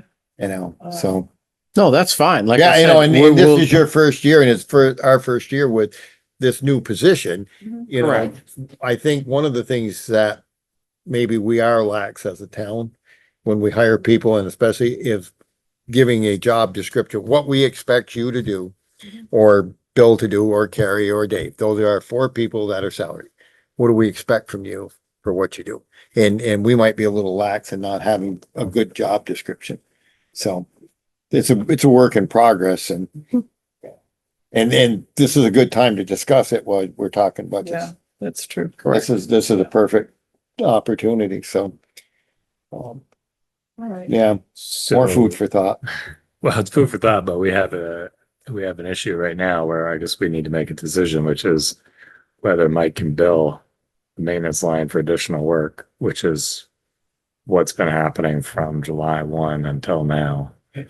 And I don't, Did you bill straight time or overtime? No, straight time. There is no overtime. I'm a salary employee. I just bill it straight time. see, and this, So- but that's kind of muddies the water because It does. you're doing it within your 40 hours, right? No, I'm not. You're doing over? I'm doing over. Okay, so this will, He's like Mike 2 when he's over at Dewey. So And It's like, but it's, I but don't know. I understand. I totally understand what you're saying, and I don't know how to handle it. Yeah. but and I don't have a problem with how it's handled. I'm just Right, letting you but know that. Yeah. It's, I know you guys do because that's what you have to look out for, but I don't have a problem with it. I don't, maybe I'm wired differently.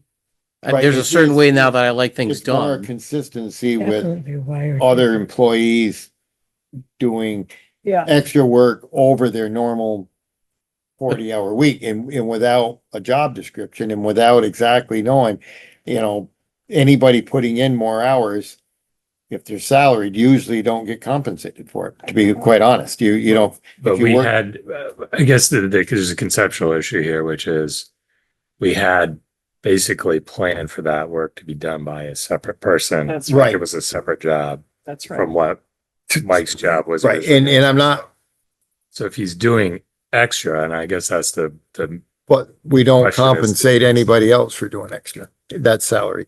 This is the point. Even though the money's there, can we use it? Because under the way we do business with our 4 salaried employees now is that this is what it is, and you work within it. But if you work overtime, and like I say, there may be, at one point in the highway budget, we did have overtime monies there, and I think Dave still does, but he doesn't bill against Right. it, even though the money's there because he's salaried. And I don't know if we can do that. You know what I'm saying? I don't know if that would be as fair to the other employees if we're doing this way. You know, Mike works 40 hours under his salary amount and then works an additional 10 or 12 hours in a pay period or in a month, and we take it out of the other. That's different than we're allowing the other ones to do. And we need to be consistent. And I'm not picking on you, Mike. You understand it? No, no, I I've just wanted to more of a guidance. I mean, Yeah. because we are looking, like I've said before, I'm looking to have a person in the summer for the aquatics part, which I've talked to you about, as far as training our lifeguards Yes. Right, and being Yes. at the pool. So that takes me away from that part, even though I'm there. Right. It gives me the breathing room to do other things as well within that time frame by having that extra person, and it's not just me as a one-man gang. Yeah. So, and it's benefiting the town in general because it's training lifeguards. It's Oh, yeah. it's a no-brainer in that regard. And So- you know, this whole thing with salaried employees and how do we handle extra work? We haven't come up with an answer yet. Well, Well, we sort of have, but sort of haven't, you know. we have piecemeal. We've done it, Yeah, we've but done I- it with a bonus on one occasion. We've, There's different, and but like I we've got to say, figure out a way, but frankly, I don't know, your personnel committee got kind of burnt out there doing the personnel Yeah. policy. I mean, that So we was could go the- back and so- see, we understand that is an issue. We have not directly Yes, addressed we could it. move it over to that committee. And I We can just, can I move it. can relive the whole issue again. Personnel. I don't know if the lady that helped us, that did all that work with you, if she has some answers or Well, some guidance. there's, Probably has more questions. Huh? yeah, I think she ends up with more questions. questions. with Something Yeah. like this. Okay, And yeah. We had a We would lengthy wanna check conversation. in with around the it. You know, and I don't think we're Council reinventing the too. wheel here. This has got to occur in other communities, it's- other places. and let's, we'll see what the League of Cities and Towns has. So maybe I they have guess some guidance for us on how Well, to. That's fine. see if personnel can take a look at this too. You have a hand raised from the public.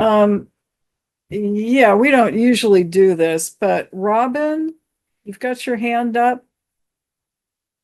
Yeah, I just wanted to say that as a salary employee that's responsible for duties, whether I have a vendor or a staff member, if for whatever reason I don't have a vendor or I don't have that staff member, I'm still ultimately responsible for it.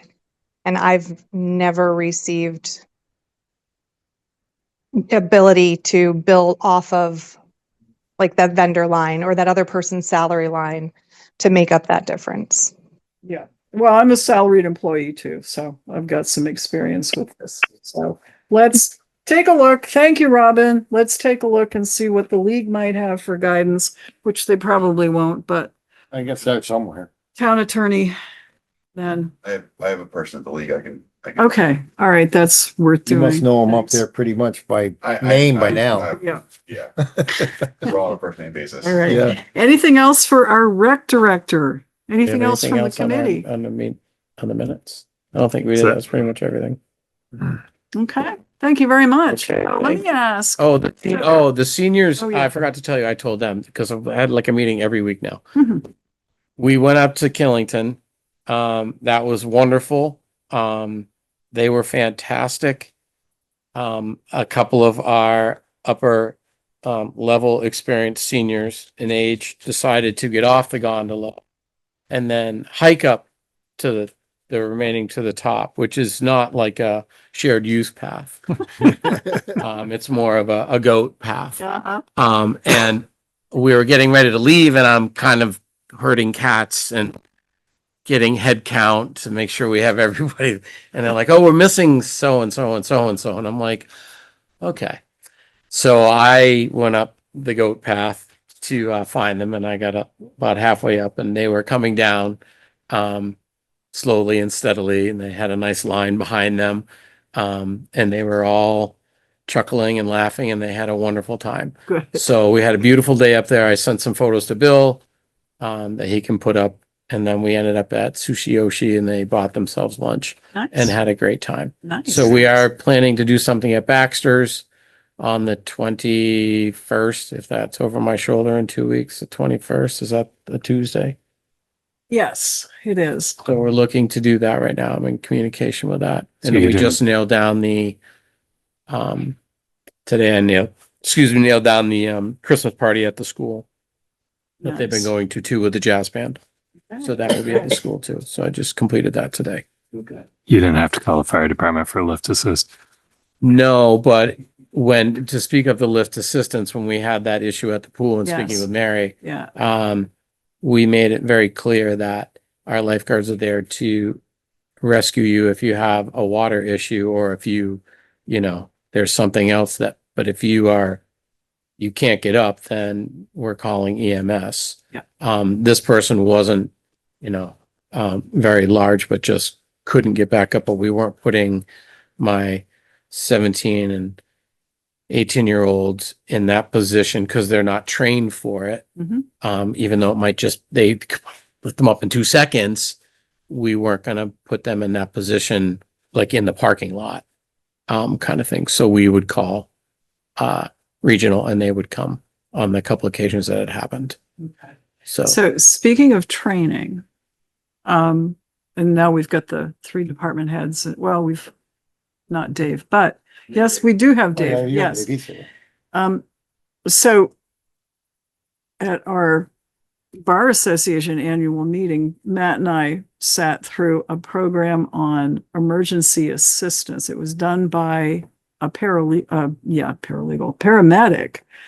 an EMT, and we learned how to use the AED. We learned how to use CPR and some of the other stuff, and we learned basic choking protocols, and it was an hour and a half, and I thought it was a great program. Is that something we should be thinking? I know the fire department must do those trainings, and probably the police, but Every year. you do it every year? Okay. I'm required to do it for my athletic job too. Okay. All right. So, it just seemed even the AED stuff. I mean, I didn't know you take it off the wall, you plug it in, and it starts telling you what you need to do. It is It kind is, of, but yeah, you never Yeah. knew who's going to use it. yeah. So anyway, I just tossed the thought out there as something that might be useful for the town. But if you guys are already covered and your folks are already trained that way, then maybe we don't have to. But I'm looking at the highway box up there. Are there any other groups of people that we might want to make sure have that kind of training? Nope, guess not. Okay. It's not a bad thing to have though. Huh? It's not a bad thing to do though. It is not. It is not. So anyway, back in my mind there. Anything else for Mike, or shall we let him go? Thank you very much. Okay. Thank you. Barbara Noyes Pulling, Town Planning Commission Chair. Hi, Barbara. Yes, checking in. Hello. Hi. I'm wondering, I'm thinking of the Pocket Park, and I'm wondering if Mike and the Rec Committee might get that on their agenda at some point. We missed the fall season for starting any work there. Barbara, when we last left the meeting, and I'm not going to throw Mary under the bus, but Mary was going to talk to the garden club. And then I specifically said once I knew what the evasives were and marked, that I would get the crew going and get it going. So I'm just waiting so that I don't cut down the wrong thing, because I will go in and mow it all down. I don't have a problem, and Dave doesn't either. Dave likes to just mow it all down.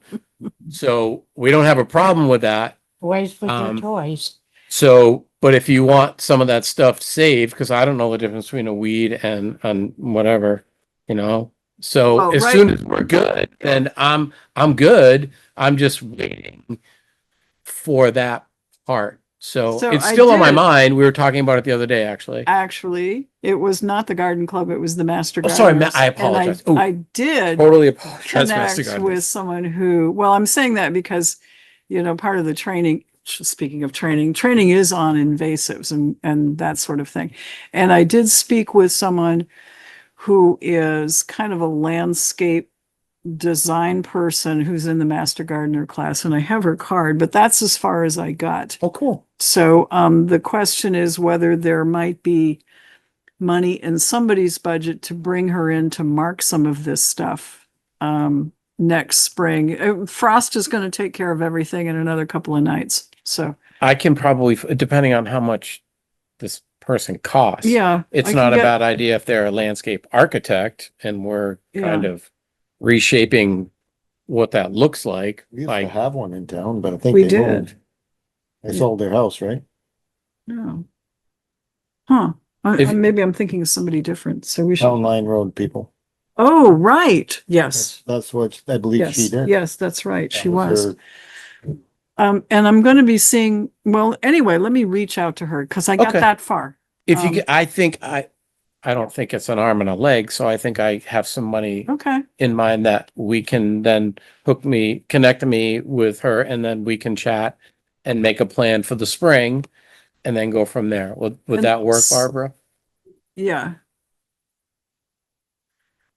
Yes. Sounds good. Okay. All right. So we'll connect. All right. Oh, I did have a little, I saw before I leave, the artist does a beautiful job painting around the town of the pictures. And they're very cool.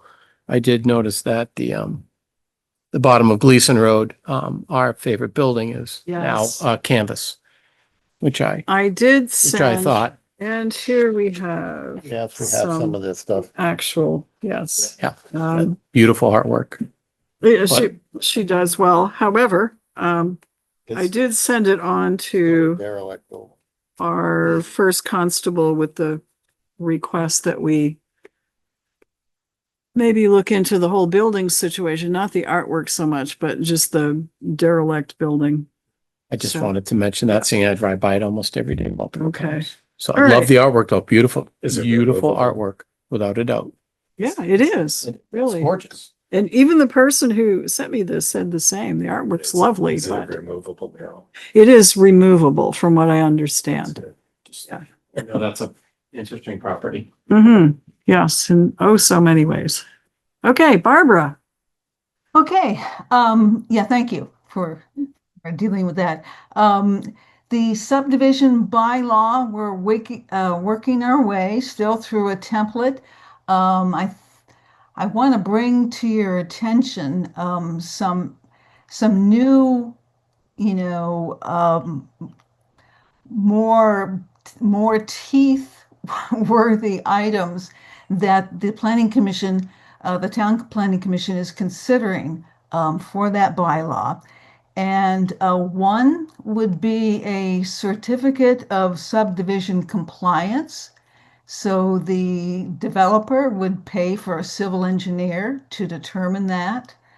And then there's two bonds, a performance bond for construction of roads or other public improvements. And that would be a fixed bond for about 3 years. And then there's a maintenance bond for 2 years after completion of what the developer said that they and what it should look like and all that. So the planning commission is kind of leaning toward including all three of those in its draft. So just wanted to bring that to your attention and see if you had any initial thoughts about that. The road, the public improvements bond, I mean, if we require that anyway with some highway work that's done, and any contractor that we hire to do public improvements, we require a bond as part of the process. So I would say that's not inconsistent, especially if the subdivider intends that the town is going to take over the road at the end. We certainly may want to do that. The certificate of completion is kind of what I think of it as. It's when something is done and all of the permits, everything is done according to what was permitted, and somebody signs off on that. I think that's, I'm used to seeing that more in, I think in zoning, but that's all right. I'm not offended by either, and I suspect anybody subdividing property would not be surprised by something like that. So I don't know. Other folks, what do you think? Making people responsible for, what they're doing. Yeah. It's a little different than we've done in the past, that's for sure. Yeah. But we have run into issues with subdivisions and, one of the things that I would like to see, and I don't know how we do this, and we've run into this problem before, is that when roads are built in subdivisions, that the town be allowed to watch the construction, to see how the roads are built, with that thought process that eventually we may be taking this road over. One particular development, the developer was very adamant about, he didn't believe the town highway had any business on that private property. And then we ended up taking the road over. So I think something should be in there that allows the town that jurisdiction or whatever you call it. So that would probably do it, a certificate of completion or compliance of subdivision. You know, any road that the town is gonna be taking over has to be built to the state standards that we've adopted. And we need some verification, so, sometimes it's a little hard to do it, so if, you know, in that language, if that's solved that problem. Okay. You know, thinking of Windmere, I am too. you know. And I think we had somebody at Grover Drive area. Yeah, that was the first one. Yeah. That was the Yeah. first one, you know, we wanted to watch the road being built to make sure that we weren't just taking somebody's word for it, that we actually had some, and any, to me, any responsible contractor, builder or developer shouldn't shy away from this, Yeah. you know. Yeah. Cause what I have seen and, you know, between being here on the board and other times I've been in this room, people start off with, oh, no, this is gonna be a private road. And then after their homeowners association realizes that the upkeep is beyond, and these people are paying taxes, which would include fixing their road, plus they're paying homeowner fee, they usually opt out and they want the town to take over, Yeah. so. Anything to protect the town and, you know, and this isn't, I don't think it's super expensive, I don't know how it is, but I think it's worthwhile. So anybody else want to weigh in on this? Give a little guidance to the planning commission as they're drafting the subdivision revisions? Okay. Well, you got some guidance there. Yeah, thank you. And we're definitely thinking about folding in boundary line adjustments, which we do a lot of. Yes. Into this bylaw. So it's all in one place, so that we really specify what people need to do and what we're looking for. And because, you know, there has been a little confusion about that since, it's not in an ordinance per se right now. It's just a permit or an application for that matter. Yeah, make it really simple because a bunch of lawyers have to deal with that on a fairly regular basis. Okay. Thank you. All right. Also, the Planning Commission would like to go for a municipal planning grant for the next town plan. That plan expires November of 27. If we go for the next round of municipal planning grants, the timing would be pretty good. The application is due early November and the period for the grant goes through 26 and I think into 27 a little bit, but mostly 2026. So there would be a 10% match and a certificate of good standing from the town. So I don't know who's going to do the application, but that's another matter. But just wanted to get any input or any advice you have on that. Yes, please. I mean, I would, if we can get grant funds to defray the cost of municipal plans, it's a lot of work. And if we can get some expertise in to help with it, like the regional commission, that's fine with me. And we've got, budgeting time coming up, so you folks might want to include that in, you know, at least the match portion and in what you're looking for when we get to your part of the general budget. Yeah, good idea. Yeah. Okay. Okay.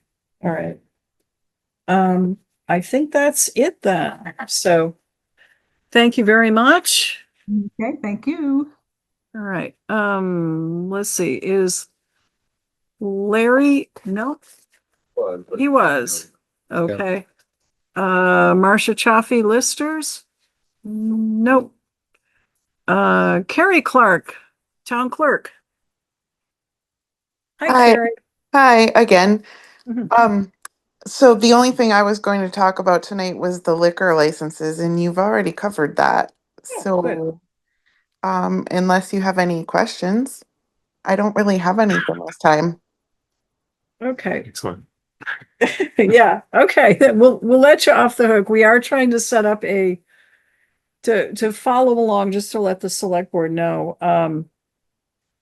Kari had mentioned previously exploring the idea of having a payroll paying service.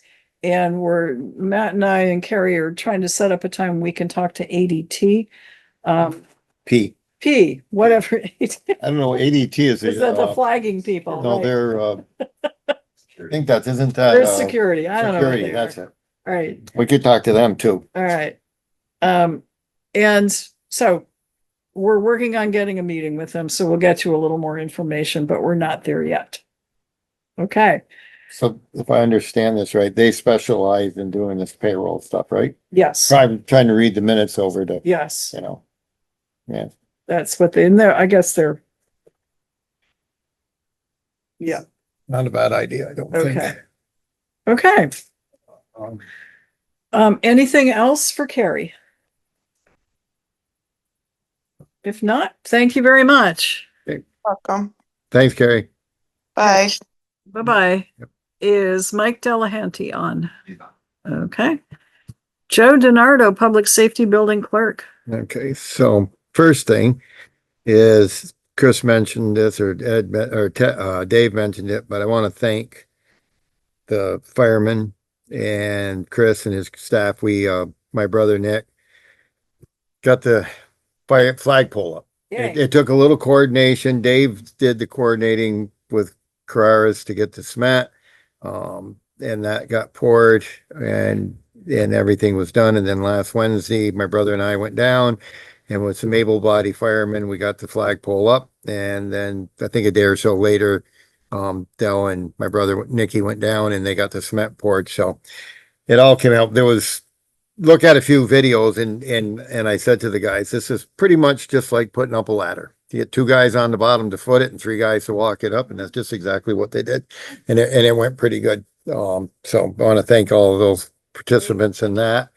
As far as the building goes, I do have some paperwork, or Kari and I have some paperwork, or somebody in me, with Division of Fire Safety about the actual cost of the building. And I have to see what, I was reading that over before I came to the meeting, and the estimated cost of the building was $5.125 million in that range.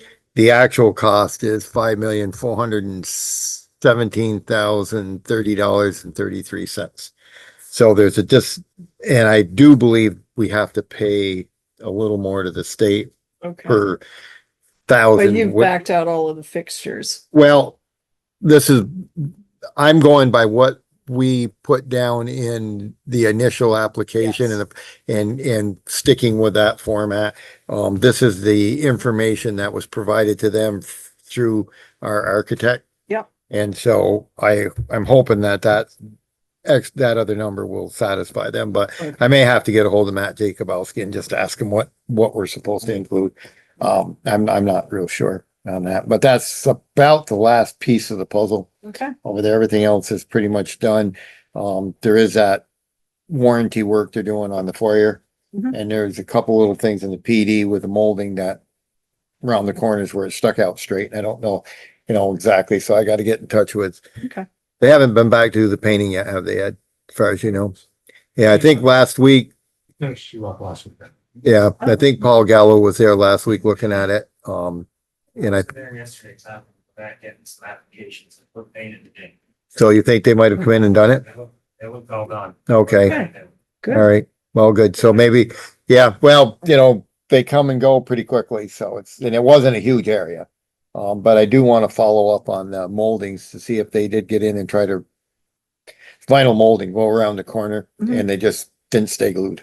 Oh. And they'll have to come back and fix, but that, like I say, is all warranty stuff. So I think we're pretty good.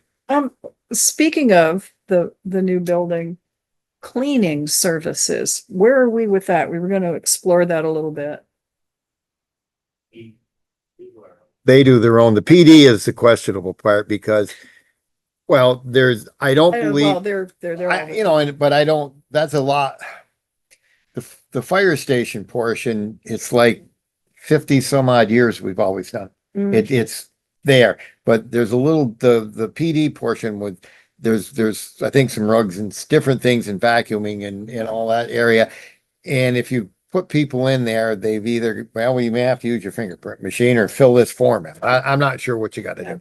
But maybe for budget time, you might want to, because I don't We were think, gonna check with the guy who does the courthouse, right, because I don't think you, Sheriffs. the sheriffs. yeah. There's got to be people out there doing it, and they have to work either while you guys are there, which would not be a real big deal, but I don't know.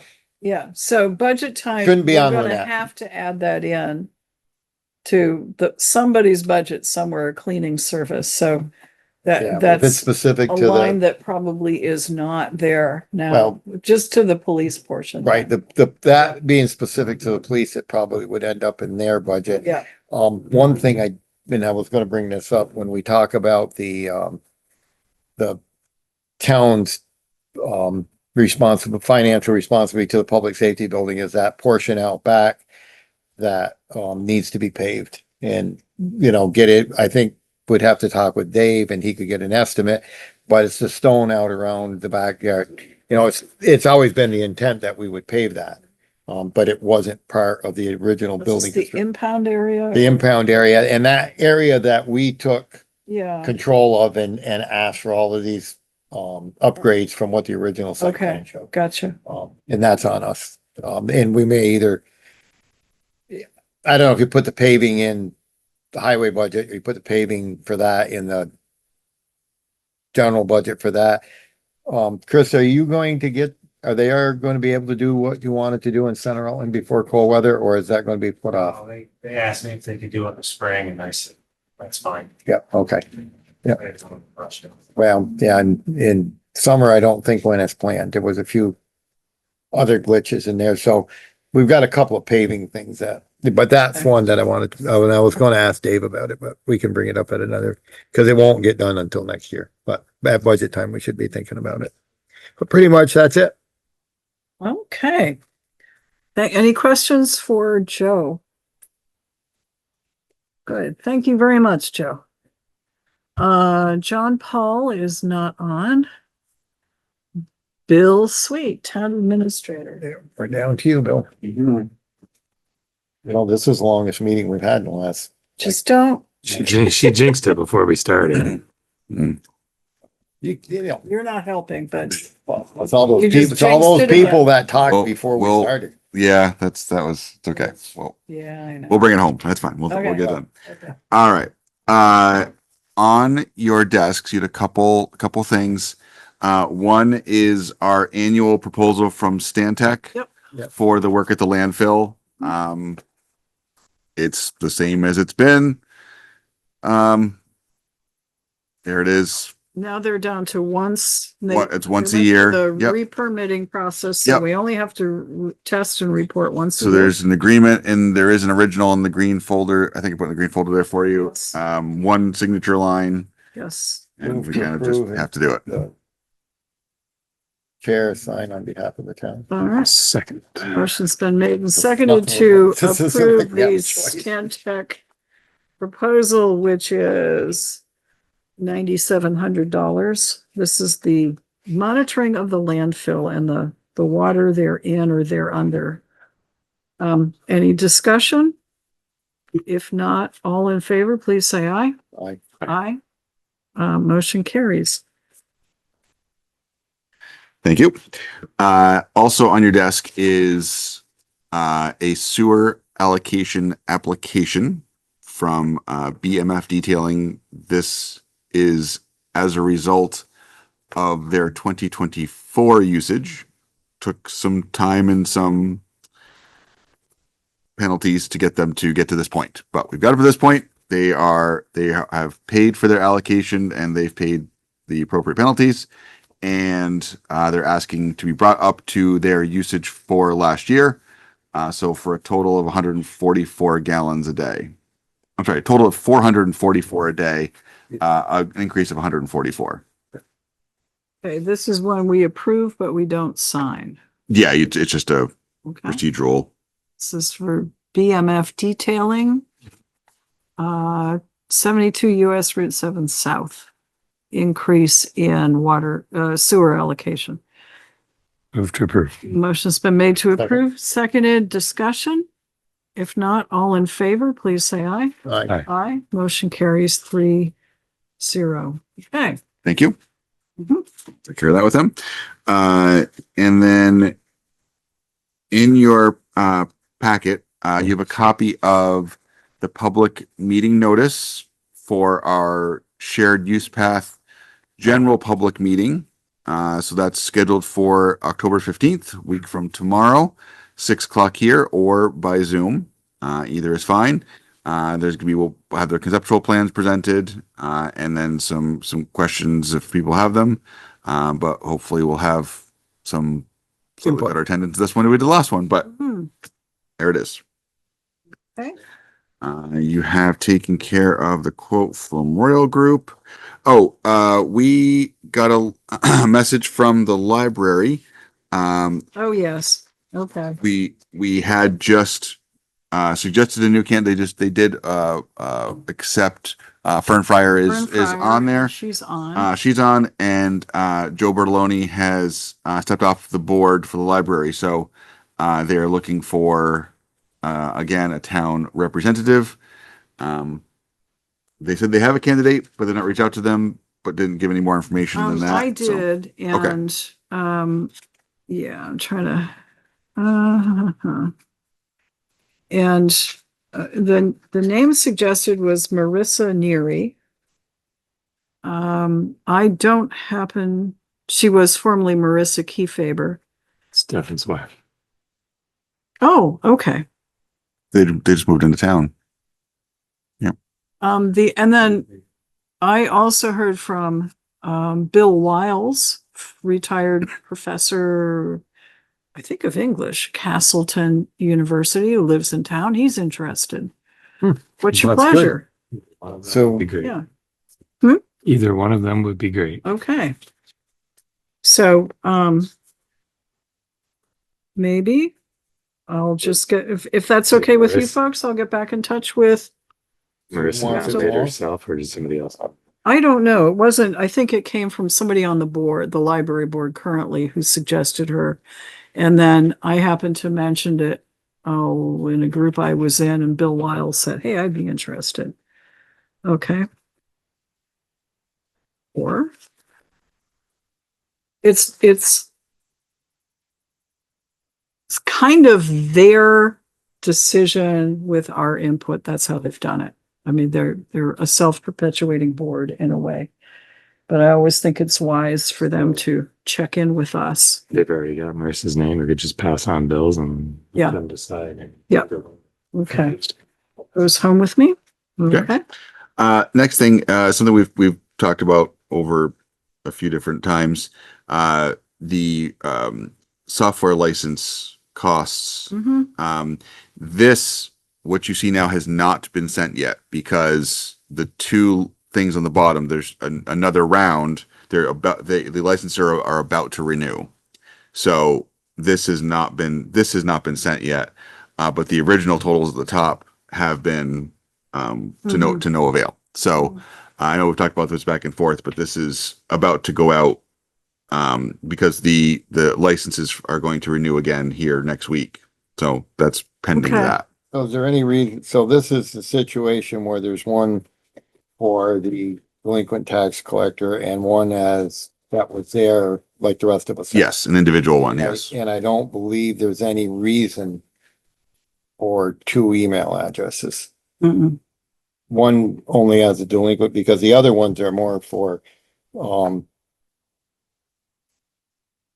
us board members and other administrators. So I don't believe one of them should be curtailed. And the one for the delinquent tax collector should be paid. And based on our advice from our council, we are perfectly legitimate in asking for this. And at some point, we keep doing it, but I think one should be eliminated, which I know the last 2 years we will eat those costs because we'll never get them. And then the one for the, I don't know what happens if we just don't pay the other one. Are we obligated to pay it? we can cancel it, but it takes a little bit of a process, but that's not, Well, I think the one that was being used while he was on the select board, Mhm. which is the same as all of us have, right. that one should be terminated. That one is no longer viable and there's no reason for that. The other one is in line with his duties. Sure. And I believe, like I said, based on what we have had from information from town council, he is responsible for those costs and, if we don't pay it, I don't know if he'll be able to do his job or he will, I don't know how you'd force the issue because this is just stubborn meeting stubborn here. Mhm. But I would, Good summary. Yeah. Okay. um, Do you have the guidance you need? I think so. Okay. I would terminate one and the other one, and the board needs to understand that once we terminate that other one, that there's no need for, we will not ever be reimbursed for it. Oh, I understand. We haven't been now, so we haven't really not out. I mean, we're paying it. But if that is ended now, We we won't be paying avoid the renewal. be a renewal charge on it. Mhm. There won't be, right? Right. Right. Right. And Okay. I would say we don't renew it. Okay. Okay. You okay? That's Okay. all right. I'll take care of that. That's what we should. And do. then the last is the ethics training summary. So the training summary was the trainings were due September 25th, and lots got them done. There were a few that did not. So those are the ones on the bottom there. So the guidance for how to handle that refers the body back to its personnel policy. That's their guidance, is if it's not done, refers There's back. something in the personnel policy about complying with all Vermont statutes, I Mhm. think. Yes. But of course, it only relates to everyone but elected officials. Right. Right. Right. And every one of those pretty much are elected officials. All except for actually one. Well, yeah, I guess no, actually all of them are Yeah. one way or another. Yeah. So, I mean, I would just say, the rest of us managed to do it. No.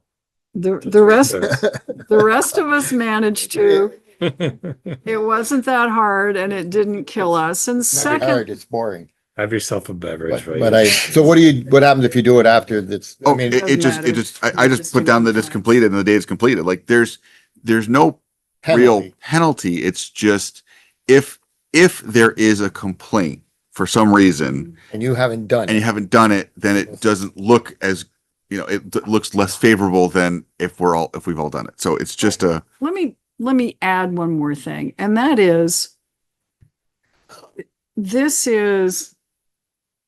we are town officials. We are expecting people to abide by rules and regulations of the town, and we're often out there trying to enforce them. Right. We need to That's the go example, in right, with, Mary? we need to comply with our, with state law on it. So that's my summary. so I will send out another reminder, Okay, thank you. and everybody that gets the email is getting a reminder. Okay, very good. Got to read the email. That is, no, two things. We are closed Monday for holiday. Oh, I Don't come forgot. looking for us. All right. November 4th is an election day. It's also a board meeting day. Are we doing anything? Wait, what election? Well, it's listed, it's done as election day, but we're not having one, We're but I'm not, just no. making sure because it was on the calendar. So no, I know we're not having one, but Well, I we are know, having- and there's, the city's voting. When's the city voting Today. on their bond? Passed. I Oh, just checked. Did it? Okay. that's good. All right. No, good. I know we aren't having election that They've day, already but voted on it? it was Good on for there, so I them. just wanted to double check. So Well, I was worried that people would show up like here today to Yeah. vote, and no, apparently that we didn't did not have happen. any, So- we did not have any rogue Overwhelming voters. approval. Overwhelming approval. 1,190 to 213. Wow. Wow. Good for Which, them. when you look at that, 1,200 people go out and vote on that kind of money. Yeah. 1,500. Huh? 1,500. 1,500 out of how many? A lot. A lot. A lot more than that. They must have 16, 17,000 registered voters. Oh, no. 15? They've only got 15,000 people Residents. total. Well, they used to have 20,000, so a lot of them moved away. But still, the percentage is scary. Yeah. Yeah. However, well, congratulations to the city. I know That's they're good. working very hard on them. They did work very hard on this, so good Okay, so November 4th also, I just want to make sure there was No, going to it's be no nothing. conflict with that. We'll show up. for us. Excellent. That is everything I have. Okay. A couple. This disaster thing, Mary. Oh, this is debris plan. disaster debris plan. Anything we need? And I don't believe we have to act upon it. It's just something that, did you leave this or did Dell or? Sharon left it. Sharon left Dell it. got it to Sharon. Sharon brought it here. So it comes down from the state through SWAC to Okay. us. It's essentially planning what to do for the facility and other things in the event of a disaster. It's an excellent thing for the committee to talk about. Okay, so thank there, you. there You're is a We were transfer gonna make a station meeting, but committee. my cohort left. So Okay, we'll set up a meeting, but, all right, very good. the last time we had one of these really big disasters, highway handled it pretty well. Yeah. In April of It's 07. just knowing what to do with the debris and it's just, yeah, it's just a continuity plan. Some goes here and some goes Right. there and goes somewhere. So brief email exchange yesterday and today with John Paul Faignant about may he borrow Bill to see what's going on with his wiring for in his truck for the lights for his, right? Now, should I bill JP for that time or? Well, if he's got an equipment line. Does. Okay, I think you might want to consider that. And I did say, Bill, Bill's going to take a quick look and see if it's something that's fixable. And I asked Bill if he had the time to do this. And, So- and after I got done laughing, I said, well, later. Okay, so I did tell JP that that you're gonna do a quick check-in and see, and he'll get the truck to you, or that's what and Somewhere or another. see if he can fix it. Something interesting came down and I circulated this. Kevin Brown, Town Council, advised that two things. One is the local option tax. We are getting a bump up on that. It used to be 70% of the proceeds comes to the town, and that is now up to 75% effective October 1st. Brian Collmore told me this was coming, so we're gonna get a little more. So I did some reverse calculations. Okay, Well, we've been receiving about 101.5 million. So if I did it back and this will amount to about 100,000, that 5% is about 100,000 a year okay, more, which to is know. pretty good. You Good. know, when I started reading that from Yeah, Kevin, yeah. my first thought was, well, now they're going to take another 5 or 10. I didn't think they were going to give it back.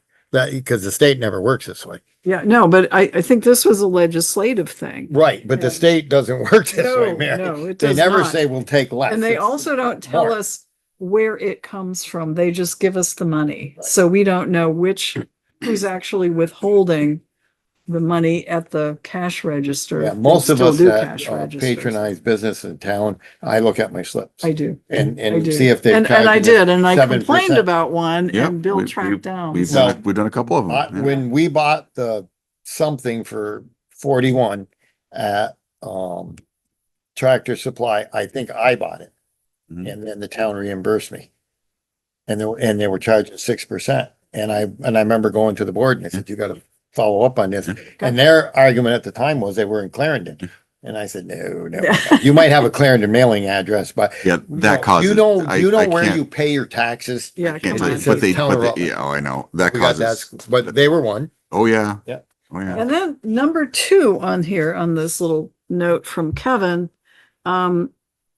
this is about budget surpluses. As you know, other than the highway at the end of the fiscal year, highway gets to keep any excess they have. We roll the excess out of individual departments, which would be fire, police, and others, rec, and we put it into our capital fund. And we did that because we got approval from the voters. Right. That's when we discovered that huge surplus a number of years ago, and we had to do something with it. So, and then we said, if this happens in the future, it's going to roll over. It's going to go into a capital fund. Now the legislature has said, something called 24 VSA 1585 unassigned fund balances. Budget surpluses may now be expended for any public purpose as established by the select board. Which basically is our capital improvement. Well, it is. And however, if we wanted to go to, and I think what we would have to do is go to the voters and say, forget about that. We want to be able to, designate what we do with any surpluses. I think we got a good system. I think the system is very good. And I would just say, I wanted to call it to everybody's attention. Any surpluses now get swept. And if we do nothing, which we don't have to do anything, And that they way we continue can, to be swept into the capital. because prior to you guys establishing that in 2014 or whenever we did it, the surplus, the monies left over in the budgets always went to reduce taxes for the next year. That's what they did with it. Okay. That money it didn't go to any specific budget. It just went into the pool and then it was taken out of that, I believe that's how it was done. But the system we have works pretty good. And the other thing is that capital improvement fund allows us to manage the 1% money in a way that we don't lose it. That's right. And I think that was the big thing that worked out good. But, I don't know, I think the town has actually adopted some pretty good measures. I know I've heard a little grief about we don't manage the 1% money well and we don't do this well. But anytime that we buy something or pay for something and we don't borrow money, Mhm. we're saving the taxpayers money because we're not paying interest. That's right. That money we put into the public safety building from the capital improvement fund saved a huge amount of interest It did. that the voters don't have to, and that ends up being a savings. Anytime you don't have to pay interest, you're saving people money. So hopefully they're aware of the fact that we're doing that. So, and then the only other thing I had was the neighbor who sent the picture of the Gleason Road property. Yep. To me. I sent it on to Mike Delehanty and reminded him we were gonna have him look into the public nuisance ordinance. So when this plaza down here and those buildings were removed, did we initiate that and then bill the owner? Or did they do it on their own? Which The Flory Plaza. Remember all the dilapidated buildings? There was the old snack bar, there was that other little garage, there were several things there, and those all disappeared. And I don't remember what the town, because I believe in that. I think that was before my time. No, it wasn't, because you were sitting here next to me when we were talking about it, huh? I tried. And I've been here 10 years, so, and you've been here like 12 and a half or 13. So, Was it? so I think we need to talk to JP because, Okay. good night all. Thank you. Good night. Thank you. JP initiated that, but I think there is something in there. And one of the things is if the town expends the money to have Yes, the we get building it out, we back. may or may not recoup that money. It becomes a lien on the property and we can recapture it. Right, but I think this is our next step. He did the same thing and he has a nice template for it for the Perkins Road property that was such a Right. nuisance. Right.